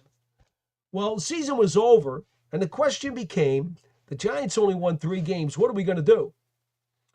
Are we going to keep this thing going, or are we not? So I talked it over with Patty, Patricia, and she was like, I think we should try it.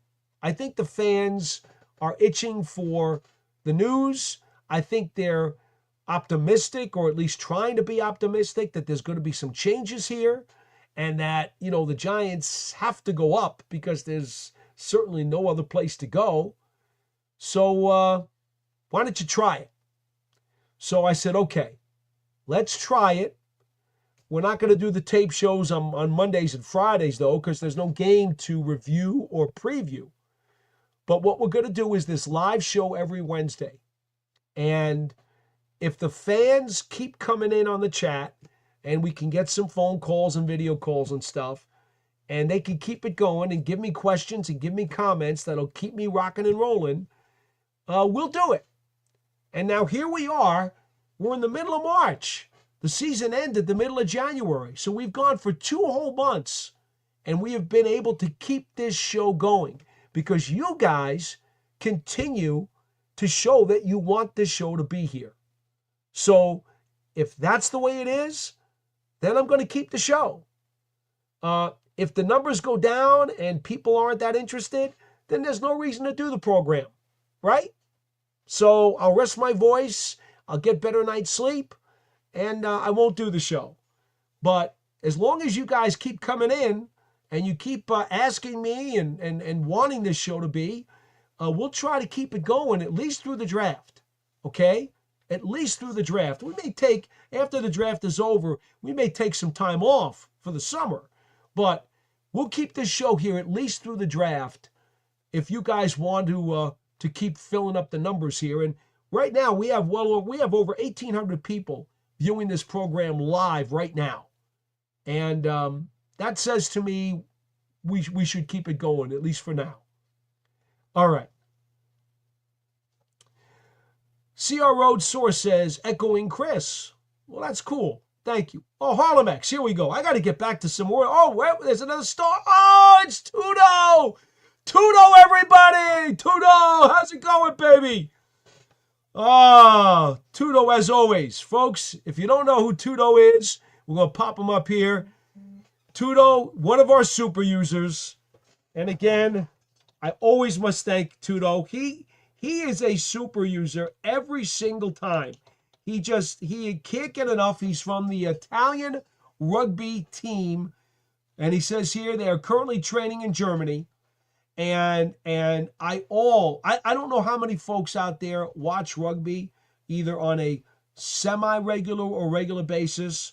But you know what? If you do, if you're at all interested, I'd invite you to check out Tudo's Club, because this guy is such a loyal viewer and follower of our program. Him and his team, they're big-time Giants fans from across the pond, and he's always chiming into our program every chance that he gets, and we're so appreciative of him being part of our group here. And so thank you so much, Tudo, for sure. All right, let me go back. Oh, let me go back here. Where did we leave off? Okay, Harlem X says, Russell Wilson better be the one we go with. I can't freaking believe people are still attaching Rodgers to the Giants like we need that headache. Well, Harlem X, you heard our guy, Chris Mueller, KDKA in Pittsburgh. We went through almost a half hour with him. His information seemed really solid. He seemed very confident. He seemed very detailed in his information. And it looks more and more like Rodgers may be going to the Steelers. And that would leave Russell Wilson, in all honesty, to be the favorite to land a chair with the Giants. I, quite frankly, would be in favor of Russell Wilson myself.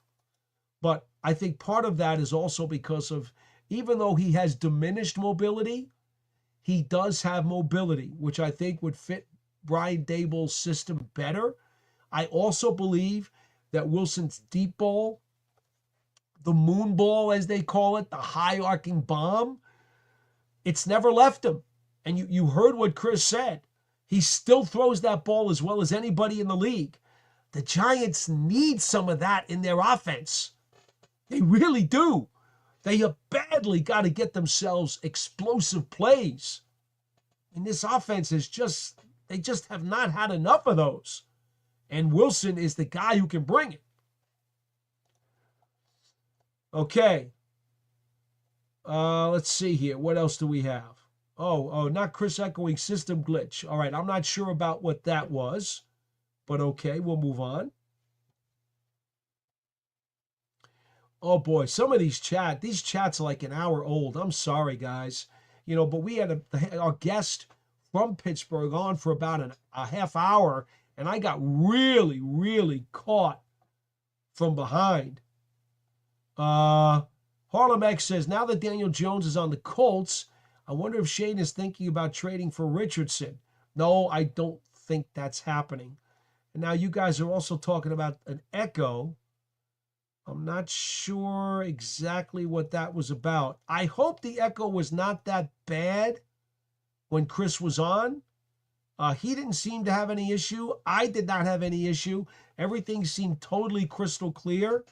I hope that was not troublesome enough that it caused you guys not to be able to understand what he said. And if there was a tiny echo, well, think about it this way, right? I don't know how many of you folks used to listen to FM radio back in the 70s, but if you did, they used to have these in a lot of cities, the golden oldies, 1950s and 1960s radio stations that would play hits from the golden era of rock and roll. And they usually had that little echo chamber sound to their radio station. And it was always kind of cool. So hopefully if that echo was there, hopefully it was kind of like that. and it didn't destroy your folks' ability to enjoy the interview. At least that's my hope. Harlem X says, I was on my phone last week and that echo was there, but I didn't hear it on my side. I only heard it when I listened to the podcast replay. That's very interesting. All right, Iman Perry says, that's how Rodgers likes it. Harlem X comes back and says, if not Wilson, then just trade for Cousins. He should be healed up before the start of the season, and cap-wise, they barely pay anything if what all these commentators are saying is true. Okay, they're making me rethink my Wilson choice. Harlem X also says, wait, Asante Samuel Jr. is a free agent. As far as I know, he still is. I don't believe Asante Samuel Jr. has signed with anybody yet. But let me see. Has he? No, he is not. I didn't think he had when we started the program, and it doesn't look like he has yet either. But come on. You're not going to pay big money to grab another cornerback. Giants already pretty much have done their shopping there as far as I'm concerned. Tim Frith, 24. Should the Giants sign Aaron Rodgers to a 2-year contract worth $44 million if the Jets cut him? It sounds like he's looking to the Steelers for a deal. So I don't know that that's necessarily in play. I don't know what number the Giants are thinking of to obtain their veteran free agent quarterback. I don't know what the budget is for that position. Are they looking at 20 a year, 25 a year, 25 a year plus incentives, 30 a year? I don't know. I don't know what the number either is of money or the number of years and how they'd want to structure it. I really don't know that. But, listening to Chris, he seemed to think that Russell Wilson would want like a 3-year deal that, as we all know, with the way they juggle with the numbers in contracts, it's basically more like a 2-year deal. That's what he was thinking Russell Wilson is going to want. And if that's what it takes to get him here, I would certainly do that for Russell Wilson. Iman Perry, it looks like that's, not sure if that's a laugh, a cry, or a wince. But okay. Harlem X says, okay, they've completely talked me out of Russell Wilson. Okay.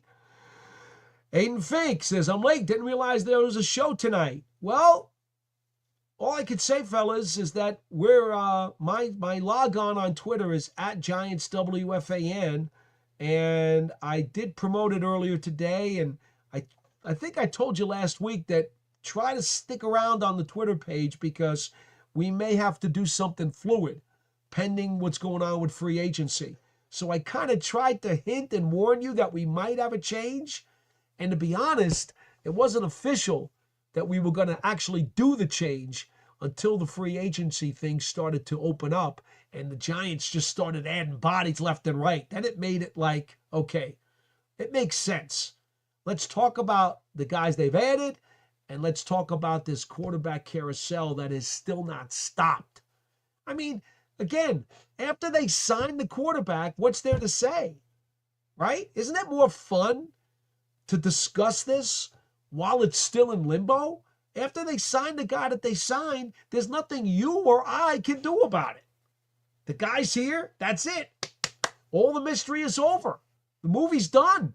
Turn the lights back on. Clean up the popcorn that's on the floor. It's time to head out of the theater and go to your car. So that's why we're here tonight. There you go, Harlem X. I get you.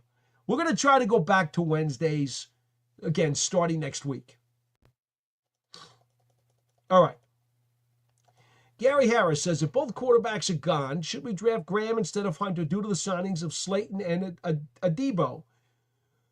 Hot show, Paulie. Go Big Blue. I would have, and if you've heard me on Big Blue Kickoff Live and even on this show, I am a huge fan of Mason Graham, the 3-technique defensive tackle out of Michigan. I salivate at that guy's tape. But I would admit that Hunter and Carter are easily the two best players in this draft class. They are the two best players, regardless of position. They are the two best players. They are the total blue chips in this draft. They both play significant key positions, cornerback and pass rusher off the edge. Defensive tackle does not hold as much value as an edge rusher or a cover corner. Plus, Hunter gives you the versatility of being a sensational wide receiver prospect as well. So, no, I would still have to take Hunter or Carter over Mason Graham. Now, the shame of it is I will feel bad because Mason Graham's going to be a terrific NFL player. But I can't necessarily think he's going to be better than Carter or Hunter. I think those two guys will have a bigger impact in the league than Mason Graham will. Therefore, I could not take Mason Graham ahead of either one of those two. That's how I feel, Gary. I'm sorry. I'm sorry to Mason Graham, too, because I'm a huge fan. I've said this. If Hunter and Carter are gone 1 and 2, and I had to pick at pick 3, Mason Graham would be a very strong consideration for me. Believe me, he would be. But that's only if Carter and Hunter were both gone. Okay. Aiden Fick says, don't let angry Aaron wear Giants blue. Okay. Scott Young says, hey, Paul, any thoughts on the Giants retaining Azeez Ojulari? I'd like to try to keep him if we could. I think the Giants have, let's just say, second thoughts about him. And it's not because he's a bad guy. He's a terrific guy. He's a terrific teammate. His efficiency when he has played shows that he's a good edge rusher in this league. But he's just had so many injuries that have wiped out so many games. I like him, and I do think it'd be nice if they could bring him back. But I also don't know, are there teams out there that are looking at his pass rush efficiency and saying, we'll take a chance on his injury history and we're going to bump up the money a little bit because we know how valuable edge rushers are.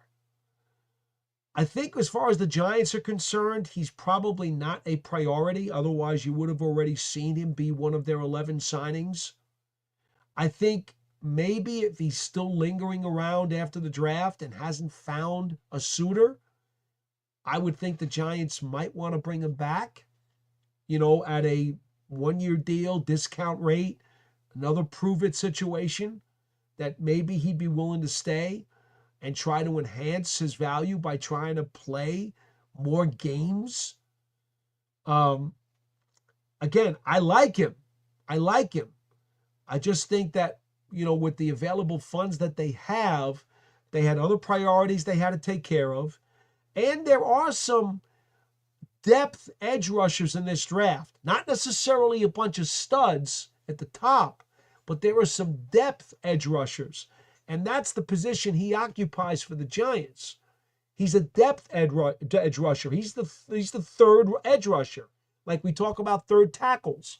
He's the third edge rusher. So if he walks or if they don't decide to retain him, you're not having to replace a lead edge rusher. You're only replacing a depth edge rusher. And that is obtainable in this year's draft. There are enough of those guys. And they would be younger than him. They'd be less expensive than him. And they probably would be healthier. So I don't think the odds are very good that he's going to come back, but I wouldn't rule it out. And I certainly would welcome him back if that's the way it worked out. Scott Young says, Paul, it was great news to see that we got a third-round compensatory pick. Should help out a lot in this year in draft. No doubt. No doubt. Getting a third-round choice at number 99 gives the Giants 4 picks in the first 100, and it's 5 picks in the first 105. That is outstanding. I think the Giants, look, even if you've listened to the national media, which has beaten on this team like a drum, for their 3-win season last year, and quite frankly, many losing seasons in the past decade. Even if you have, listened to them today, it's unanimous. They're all saying that the Giants have helped themselves. They've improved themselves. They're a better team than they were 2 days ago. They are definitely on the right track. They are taking steps forward and inching up the hill. But that one room, the quarterback room, is still not settled yet. And that's the one, as Peter Schrager said earlier tonight on a tweet, you like what the Giants have done so far. You really do. But if the quarterback decision doesn't come out right, a lot of these other things don't matter a whole lot.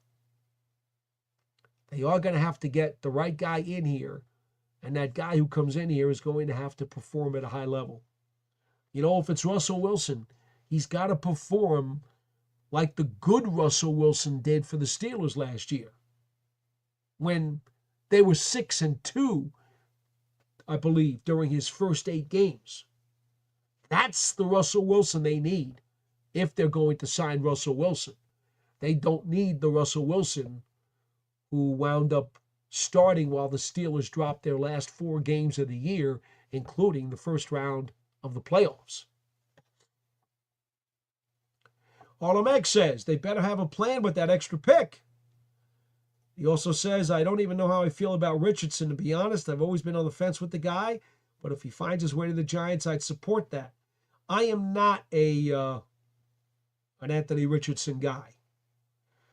Aiden Fink says, Harlem X, I saw a report the Giants are co-favorites to land Richardson if he's traded, but he's not going to request a trade. Well, I don't know about the veracity of that report, Aiden, but I'll say this. He's just really, really raw. I don't see that as a great fit. All right. Chip Heim says, hello, everyone. Paul, hope you're feeling better. Yeah, Chip, I'm doing great. Thank you. Thanks for all your help to clarify the murky quarterback waters. Great guest tonight. Folks, if you missed Chris Mueller from KDKA Radio in Pittsburgh, he is a host out there on All Sports Radio, was absolutely dynamite. We had him on at about 8:30, and he went all the way to 9 o'clock. It was almost 9 o'clock. He did about 20 to 25 minutes, and it started a half hour into the program. So if you want to go back after the show is over, feel free to go to the archive and listen, because great information coming from Pittsburgh, which is the center of the earthquake, the epicenter, if you will, involving these veteran quarterback free agents. Harlem X says, actually, now that I think about it, that compensatory pick in the 3rd round should be used in a potential trade. Iman Perry says, damn, so Giants paid more. I'm not sure what that, oh, he's talking about how McKinney was a first-team All-Pro. Yeah, he was an all-star this past season. I understand that. Harlem X says, I'm really fighting the urge to join in a video call. I want to give everybody else a chance to join. Frank D'Angelo says, only quarterback in the draft I like in the draft is Jackson Dart. Not big on Ward and Sanders. They're just another running quarterback. I'm not a fan of either one. Dart has every quality, and Giants better go for a real good receiver. Kupp. I don't know what Cooper Kupp is going to command on the open market in terms of pricing. I do think the Giants would like to add another receiver to the room, though, because Right now, their number 4 receiver is Jalen Hyatt, who, as we know, has mysteriously not been much of a producer during his first 2 years in the league. So I do think the Giants are going to add more at the receiver spot, whether or not it's a inexpensive free agent or it's a draft pick. I do think they're going to add somebody. I do like Jackson Dart. I don't think he's ready for the NFL right now. I do think he needs some more work, and he needs some mentoring and some development, which is why I would be fine taking him at the top of the second round, and I would even be willing to trade up into the bottom of the first round to get Jackson Dart. I concur. I don't believe that Ward and Sanders are amongst the top 3 players in this draft. Therefore, I would not draft either one of them with the 3rd pick. I think I've been pretty clear about that all along. I'm guessing BXNYM. I'm not sure if that's supposed to be pronounced as Benixum or just BXNYM. Hey, Paul, do you think the Giants... Who do you think the Giants will get for the quarterback position, Rodgers or Wilson? I think the tea leaves are certainly starting to read Russell Wilson based on everything that we are hearing during the course of the day. Dan Mornay says, hey, Paul, great show. Well, thank you, Dan. I hope if you're not one of our longtime viewers, I hope you do become one. We certainly appreciate that, and don't ever be afraid to chime in. Tudo says, hey, Aiden. Christine says, hey, Tudo. All right. Oh, look at this. Tudo did it again. Look at this guy. He always does this. So Tudo comes back in, and he says, Big Paulie, bet you forgot to pray for all Brits loser, mate. All the hospital bills are past due as we speak, mate. Please pray for my upcoming victims, mate. Tudo, you got it right there. All right? That Italian rugby team over there, that Italian rugby team in Germany, I hope that you pummel your opponents, but don't physically injure them to the point where they're in great pain. How about that? Is that okay? I just hope you pummel them on the scoreboard, because we never root for anybody to get injured. That's just that being a good sport. And Tudo, I can't possibly go that far. We will always root for you here at the Big Blue Breakdown, but we will never root for you to physically harm your opponent into submission. This is not pro wrestling with steel chairs being thrown into the ring. Music Man PKS, you're awesome, man, and your knowledge is the key to success with your channel, and your entertainment and charisma is the reason for your success. Music Man, you're awesome too, and thank you for the kind words. I just live it. This is what I do. I've just finished my 42nd consecutive year of covering the New York Giants. My 43rd season is coming up this fall. I have enjoyed every last second of it. Wins, losses, otherwise, doesn't matter. Whatever it's been awesome. I love my job. I love what I do.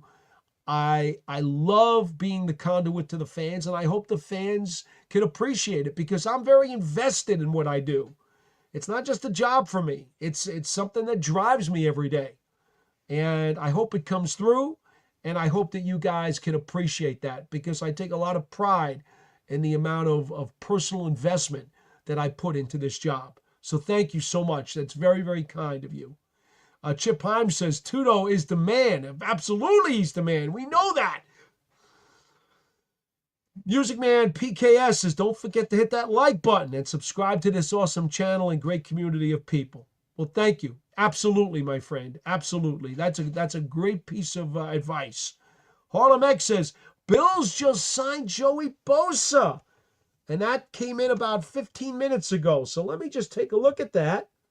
Okay, if you don't mind, just give me half a second here, Harlem X. Let me just take a look and see what Joey Bosa. How did that come in? And this is another fella, by the way, who injuries have just done so much to derail him. He is one heck of a player.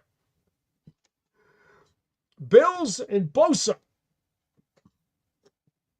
1 year, $12.6 million. 5-time Pro Bowler. Man, you know what? Of course, it's a big if. I like the signing for Buffalo. I really do. Didn't they just get rid of Von Miller? I believe. I'm going to double check that right here. I'm pretty sure Von Miller. Let's see. Yeah. Bills released Von Miller 2 days ago. So Von Miller at the end wasn't doing anything for them. So they off him and they replace the pass rushing slot on their team with Joey Bosa. And I just hope, this goes back to that injury thing too, though, that we were just talking about a few minutes ago. I'm a diehard NFL junkie, okay? I love the game of football. I love everything about it. I study it. I get into the nitty-gritty, the details. It is so much more rewarding to me than chess or anything else. I think it's so cerebral, and I think football teaches us an awful lot of lessons about teamwork, leadership, competitiveness, a lot of lessons about life. I think football is an incredible game. The greatest game on the planet, probably in the whole universe. I don't know if Martians play football on Mars, but you know what? It wouldn't shock me if we finally send some kind of space probe up to Mars. We find out that they're playing Madden up there. It wouldn't shock me at all because football is the greatest game. All right, anyway. What was I going to say? Well, here's the thing, okay? When we talk about these kinds of players, the Joey Bosas of the world, those are guys that make us want to watch. And nothing is worse than being a National Football League fan and having star players, impact players, who make big highlight splash plays have to sit on the bench or get scratched because they're injured. It's not good for the game itself. And when I say the game, I mean in general, the game of pro football. I'm not talking about that game on Sunday. Sure, it's not good for that game on Sunday, but it's not good for the sport of pro football or good for any sport when the superstar players who make the impact plays, the wow plays, the highlight plays that you're going to see on ESPN SportsCenter all the time, when those guys are injured and don't get to play, we all lose as fans. We all lose as fans. I can't stand when I hear fans of one team say they're happy about playing another team who's got players injured and out and they can't play. If you love the game and you love the sport, you always want to see the best players play because those are the guys who give you the thrills, who give you your money's worth. And so, Joey Bosa, I hope you play all 17 games for the Bills this year. I really do. I want to see your highlight plays. I want to see you play for the Bills in the postseason because I'm a diehard NFL junkie and I like watching great players make great plays. Billboard's Bill says, I'm glad Joe is addressing the D. Let's get back to Giants football. Defense, defense, defense. Okay. Harlem X says, lots of good information tonight. That's what we try to do with this show. We're not pulling punches. We're not ducking anything. And we're certainly not just throwing mud against the wall. Okay? What we're all about on this program is about grassroots, cutting it to the bare bones, and trying to give you guys the facts. You can opine however you like. If you like what's going on, great. If you don't like what's going on, that's great too. But we're going to give you the facts on this program. And then you can determine how you want to chew on them. That's perfectly fine. That's what we try to do. So Harlem X, thank you so much. Billboard's Bill says defense and complement with the other two phases. Well, you're right. You're right. Giants' best teams have been more powerful on defense. Yep. Hey, look at this. We're up to over 1,900 views, live views. We're closing in. We got only about what? We got 26 more. And if we get them, we're going to hit 2,000 live views tonight that are watching this program right now, which would be our record since we have come on doing this program back at the end of July of last year. Oh, boy. Now, we've already gone 2 hours. I thought we might go 2 hours tonight. I didn't think we would necessarily go longer than that. But I tell you what, since we're at almost 2,000 live views tonight, I think I will continue a little bit longer. Hopefully you guys want to chime in if you keep me going. I'd love to see us get to the 2,000 mark. That would be so cool to see if we can actually get up to 2,000 live views on this program. That would be so, so cool. Shanita Jackson says, good evening, Paul. Sounds like you're feeling better tonight. Yes, I am. I'm feeling a lot better. You and I spoke about not being big on bringing Aaron Rodgers to the Giants, yet here we are in the Rodgers saga waiting on his decision. Shake my head. Well, I've made it very clear before, my top tier 2 quarterback for the Giants was Jimmy Garoppolo. He re-signed with the Los Angeles Rams on a 1-year deal. Tier 1, my favorite quarterback of Tier 1, when I heard that Matthew Stafford was actually on the trading block, I was all in on Matthew Stafford. And we told you at the Combine, oh man, it looked like it was going to be. Everybody believed it was going to be. And then the Rams pulled him off the block because they were able to agree to a new deal and give him a big fat raise. Wow, that was tough to swallow. So now you go back to Tier 1 because it's obvious the Giants are shopping in Tier 1. They're not shopping in Tier 2. They're shopping in Tier 1. And for me, Russell Wilson would be the top choice. It turned out Derek Carr of the Saints was not put on the block, so he was never going to be part of Tier 1 because they redid his deal and they made it so that he will stay with the Saints. Now, he would have been my first choice in Tier 1 after Matt Stafford had Derek Carr been available. But he was not made available because of the redoing of his contract. I think my second Tier 1 choice after Russell Wilson, based on who's available today, would probably be Kirk Cousins, provided that the medical staff checked on him and said, yes, we believe he is now fully over the torn Achilles after being over a year removed from the injury. And yes, we believe that his shoulder is fine, and whatever discomfort he claims he had at the end of last season or down the stretch when they benched him for Michael Penix in Atlanta, if my medical staff said to me that the shoulder was okay and the knee was okay, well, you know what? I think I would make Kirk Cousins my second choice on Tier 2. But at the moment, Atlanta says they're holding on to Kirk Cousins and that he is not going to be cut and he's not going to be available through a trade.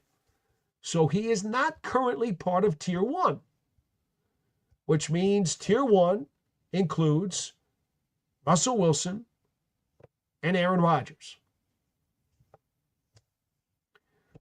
That's the way it stands. And yes, I would definitely favor Russell Wilson.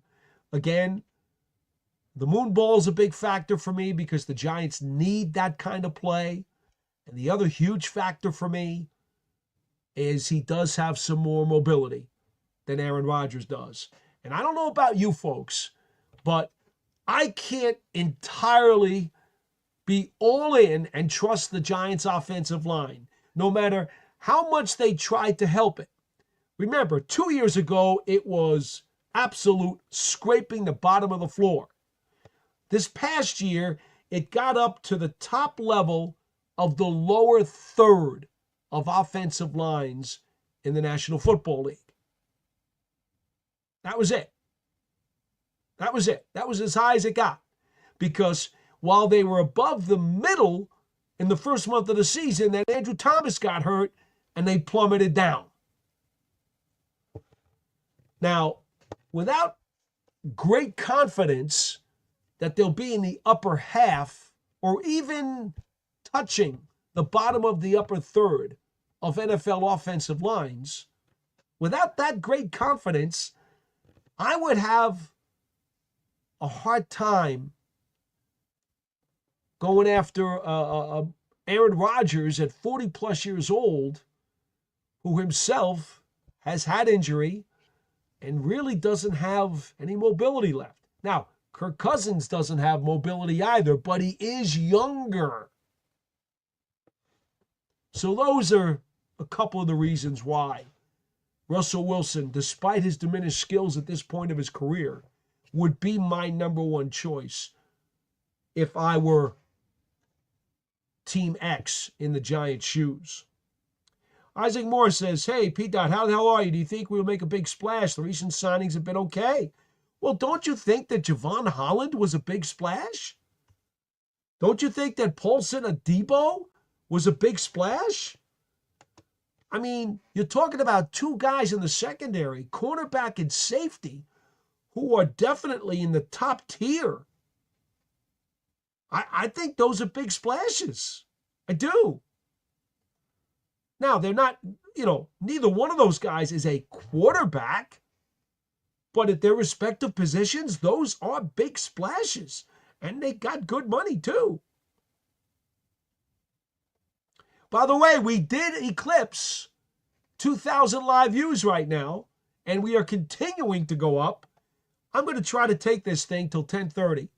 We started at 8 p.m. Eastern Time, folks. For those of you who joined us late, Chris Mueller of KDKA Radio in Pittsburgh joined us in the second half hour to detail the goings-on of the veteran free agent quarterback circus that includes Aaron Rodgers, Russell Wilson, the New York Giants, the Pittsburgh Steelers, and perhaps the Minnesota Vikings, although there doesn't seem to be many legs attached to the Vikings in this storyline. That, if you go back, that was in the second half hour of our program. So we are now going on 10:15, and I'm going to take this thing to the bottom of the hour, and then I am going to have to sign off, folks. But I will take it to the bottom of the hour, and I'm so grateful for you guys coming in. Oh, here we go. BXNYM says he's Bronx, New York Mets. Wow. Do I dare ask, is it lonely for you during baseball season? Just saying. Maybe. Aiden says Tudo's the GOAT. Sure he is, for sure. He's awesome. Let's see here. Oh boy, we got another star. Oh, it's Tudo again. Paulie, rugby's a different sport. Dan, NFL mate. We tackle with bad intentions. That's why rugby union ain't allowed on national TV broadcasts, mate.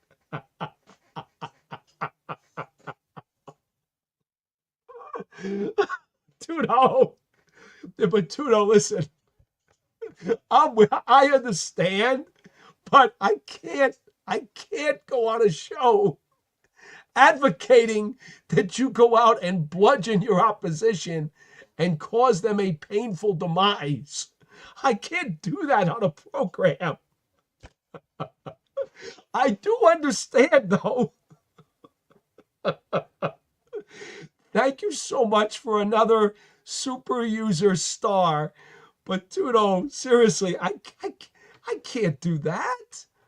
You know, I have to maintain some sense of boundaries here. I can advocate that you go and crush your opposition on the scoreboard. I can't advocate you crushing them on the field to the point where they need help to get off to the sideline. I just can't do that. Oh, my. All right. Let's go back here. Where did I leave off? I left off. Harlem X says, Bronx, New York Mets killed me. Oh, James O'Keefe. Hi, Paul. Late to the show tonight. Now that Garoppolo and other quarterbacks you like are signed, who do you like for the Giants now as a bridge quarterback? Yeah, if the Giants are clearly looking to shop on tier 1, and so it just seems to me Russell Wilson makes the most sense right now.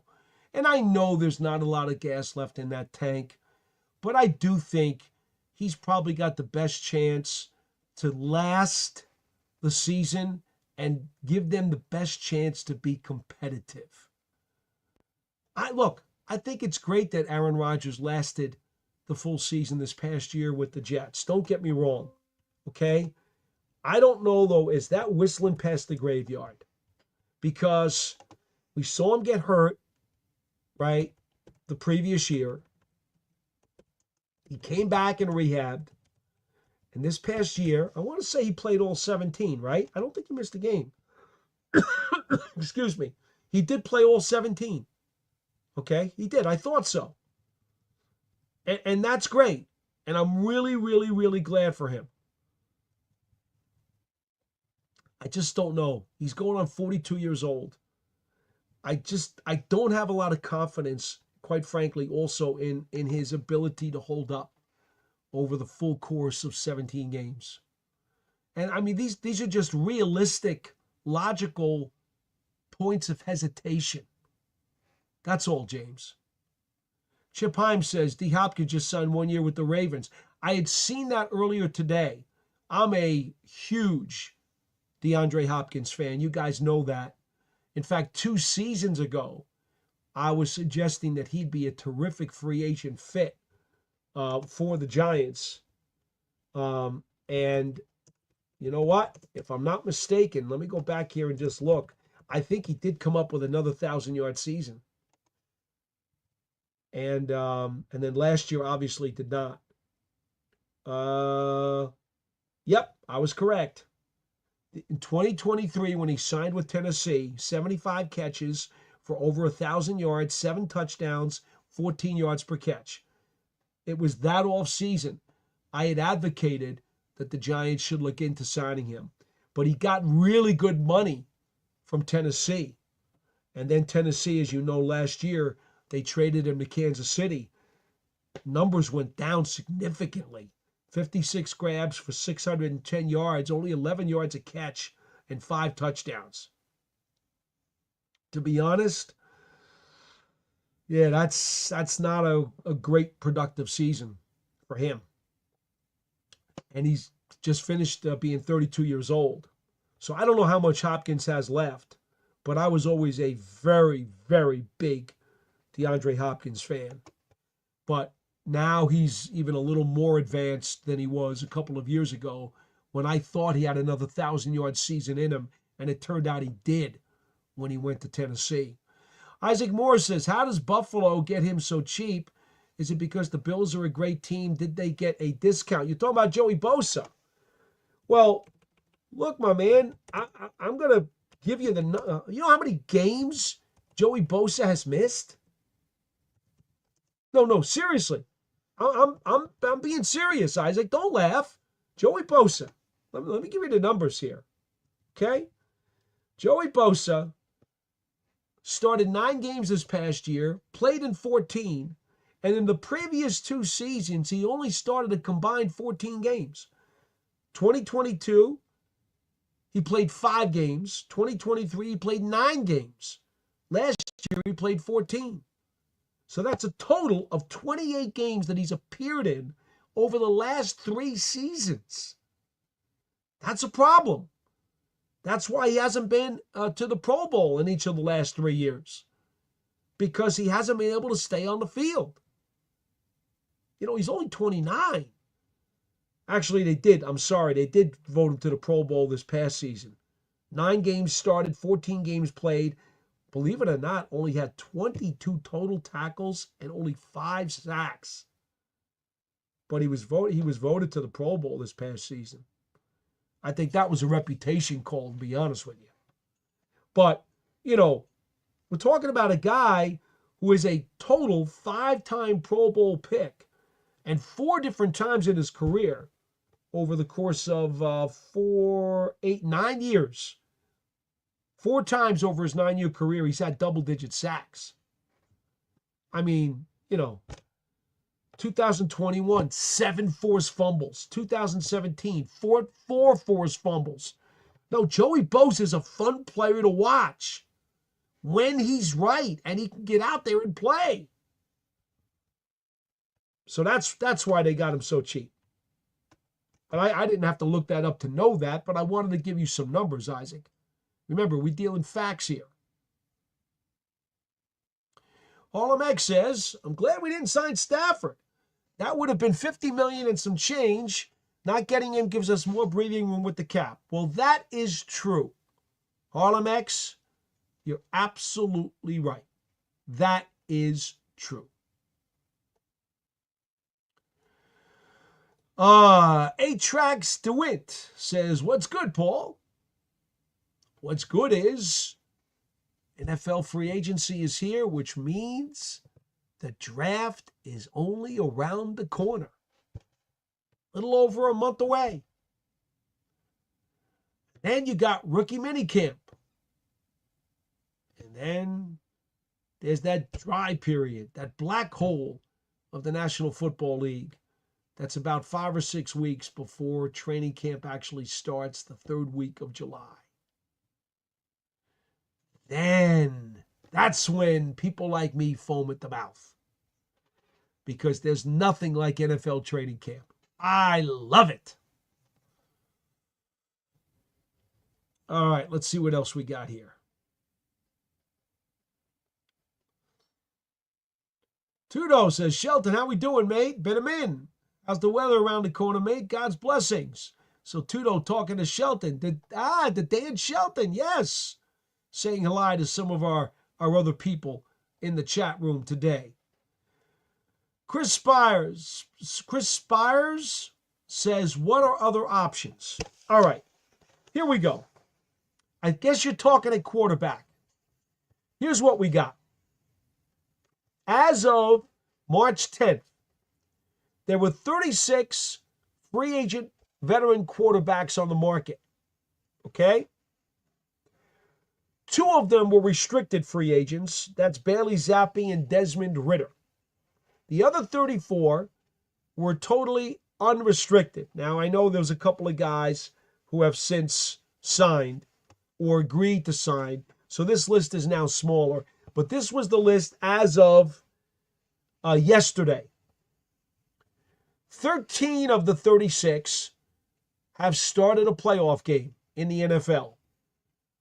Darnold, Mariota, Flacco, Jones, Garoppolo, Keenum, Rudolph, that's Mason Rudolph, Heineke, Wentz, Bridgewater, Wilson, Tyler Huntley, and Daniel Jones.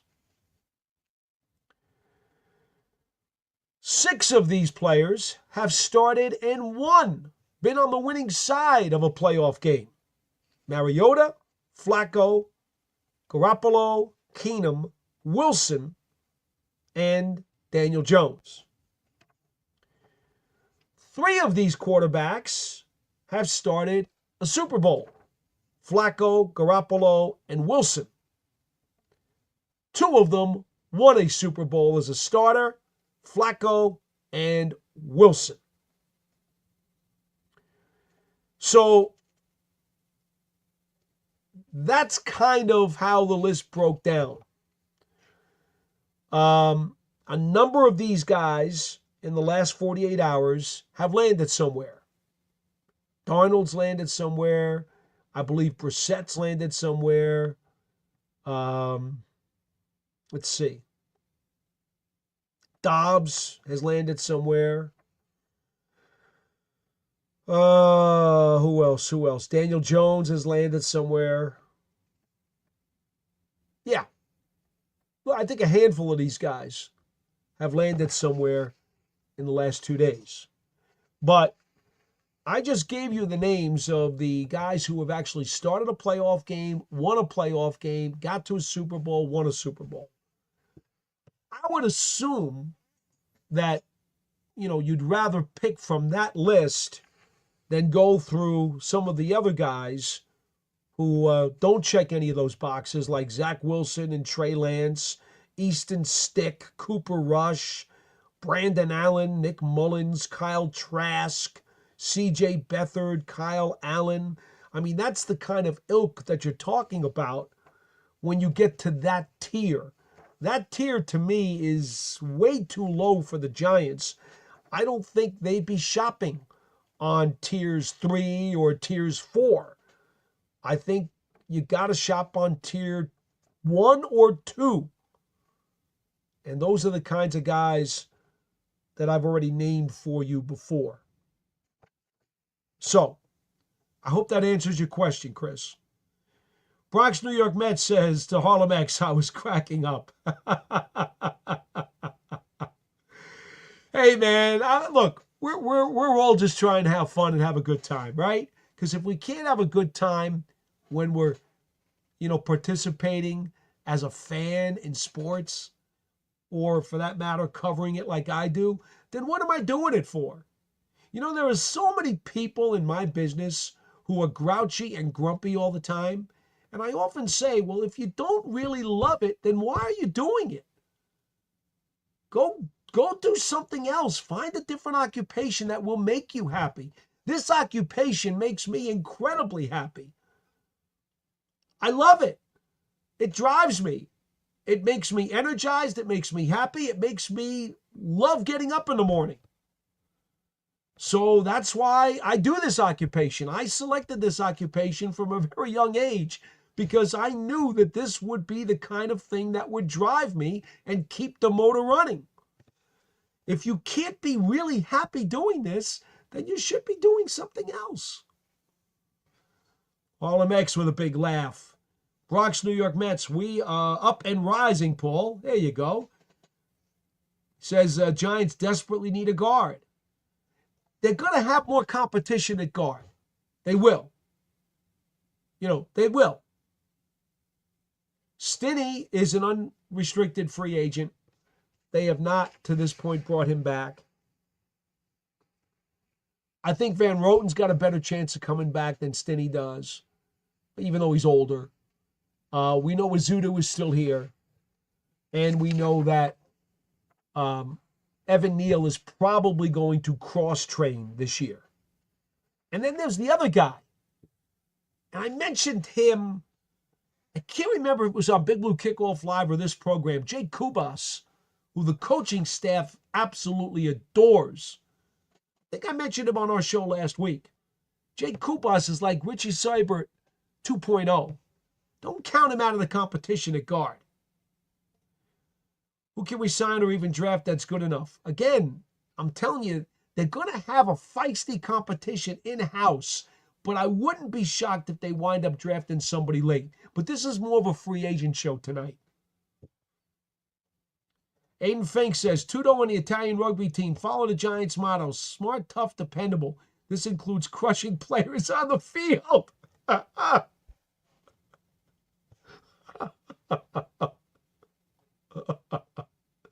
Okay. Sean Jackson, how's it going, Paul? Watching Shane's free agent moves, but wondering where he's going to add a better guard. Right now, he's just got competition there. Also feels like it's more likely Giants draft a quarterback. Carter, but Hunter less likely with free agent moves. Isaac Moore, do you think we trade for Kyler Murray if available? It would be for long term, no bridge. I don't know that Kyler Murray is on the trade block. And finally, Aiden Fink says no, injury prone and would take too much to get. Guys, with that, we have exhausted all of the chats in the chat room. I don't have any phone calls. I don't have any video calls. And so that's going to do it for this edition of the Big Blue Breakdown Live. We have been with you for 2.5 hours, and I'm so glad you guys could join us tonight. Thanks to Chris Mueller of KDKA Radio in Pittsburgh.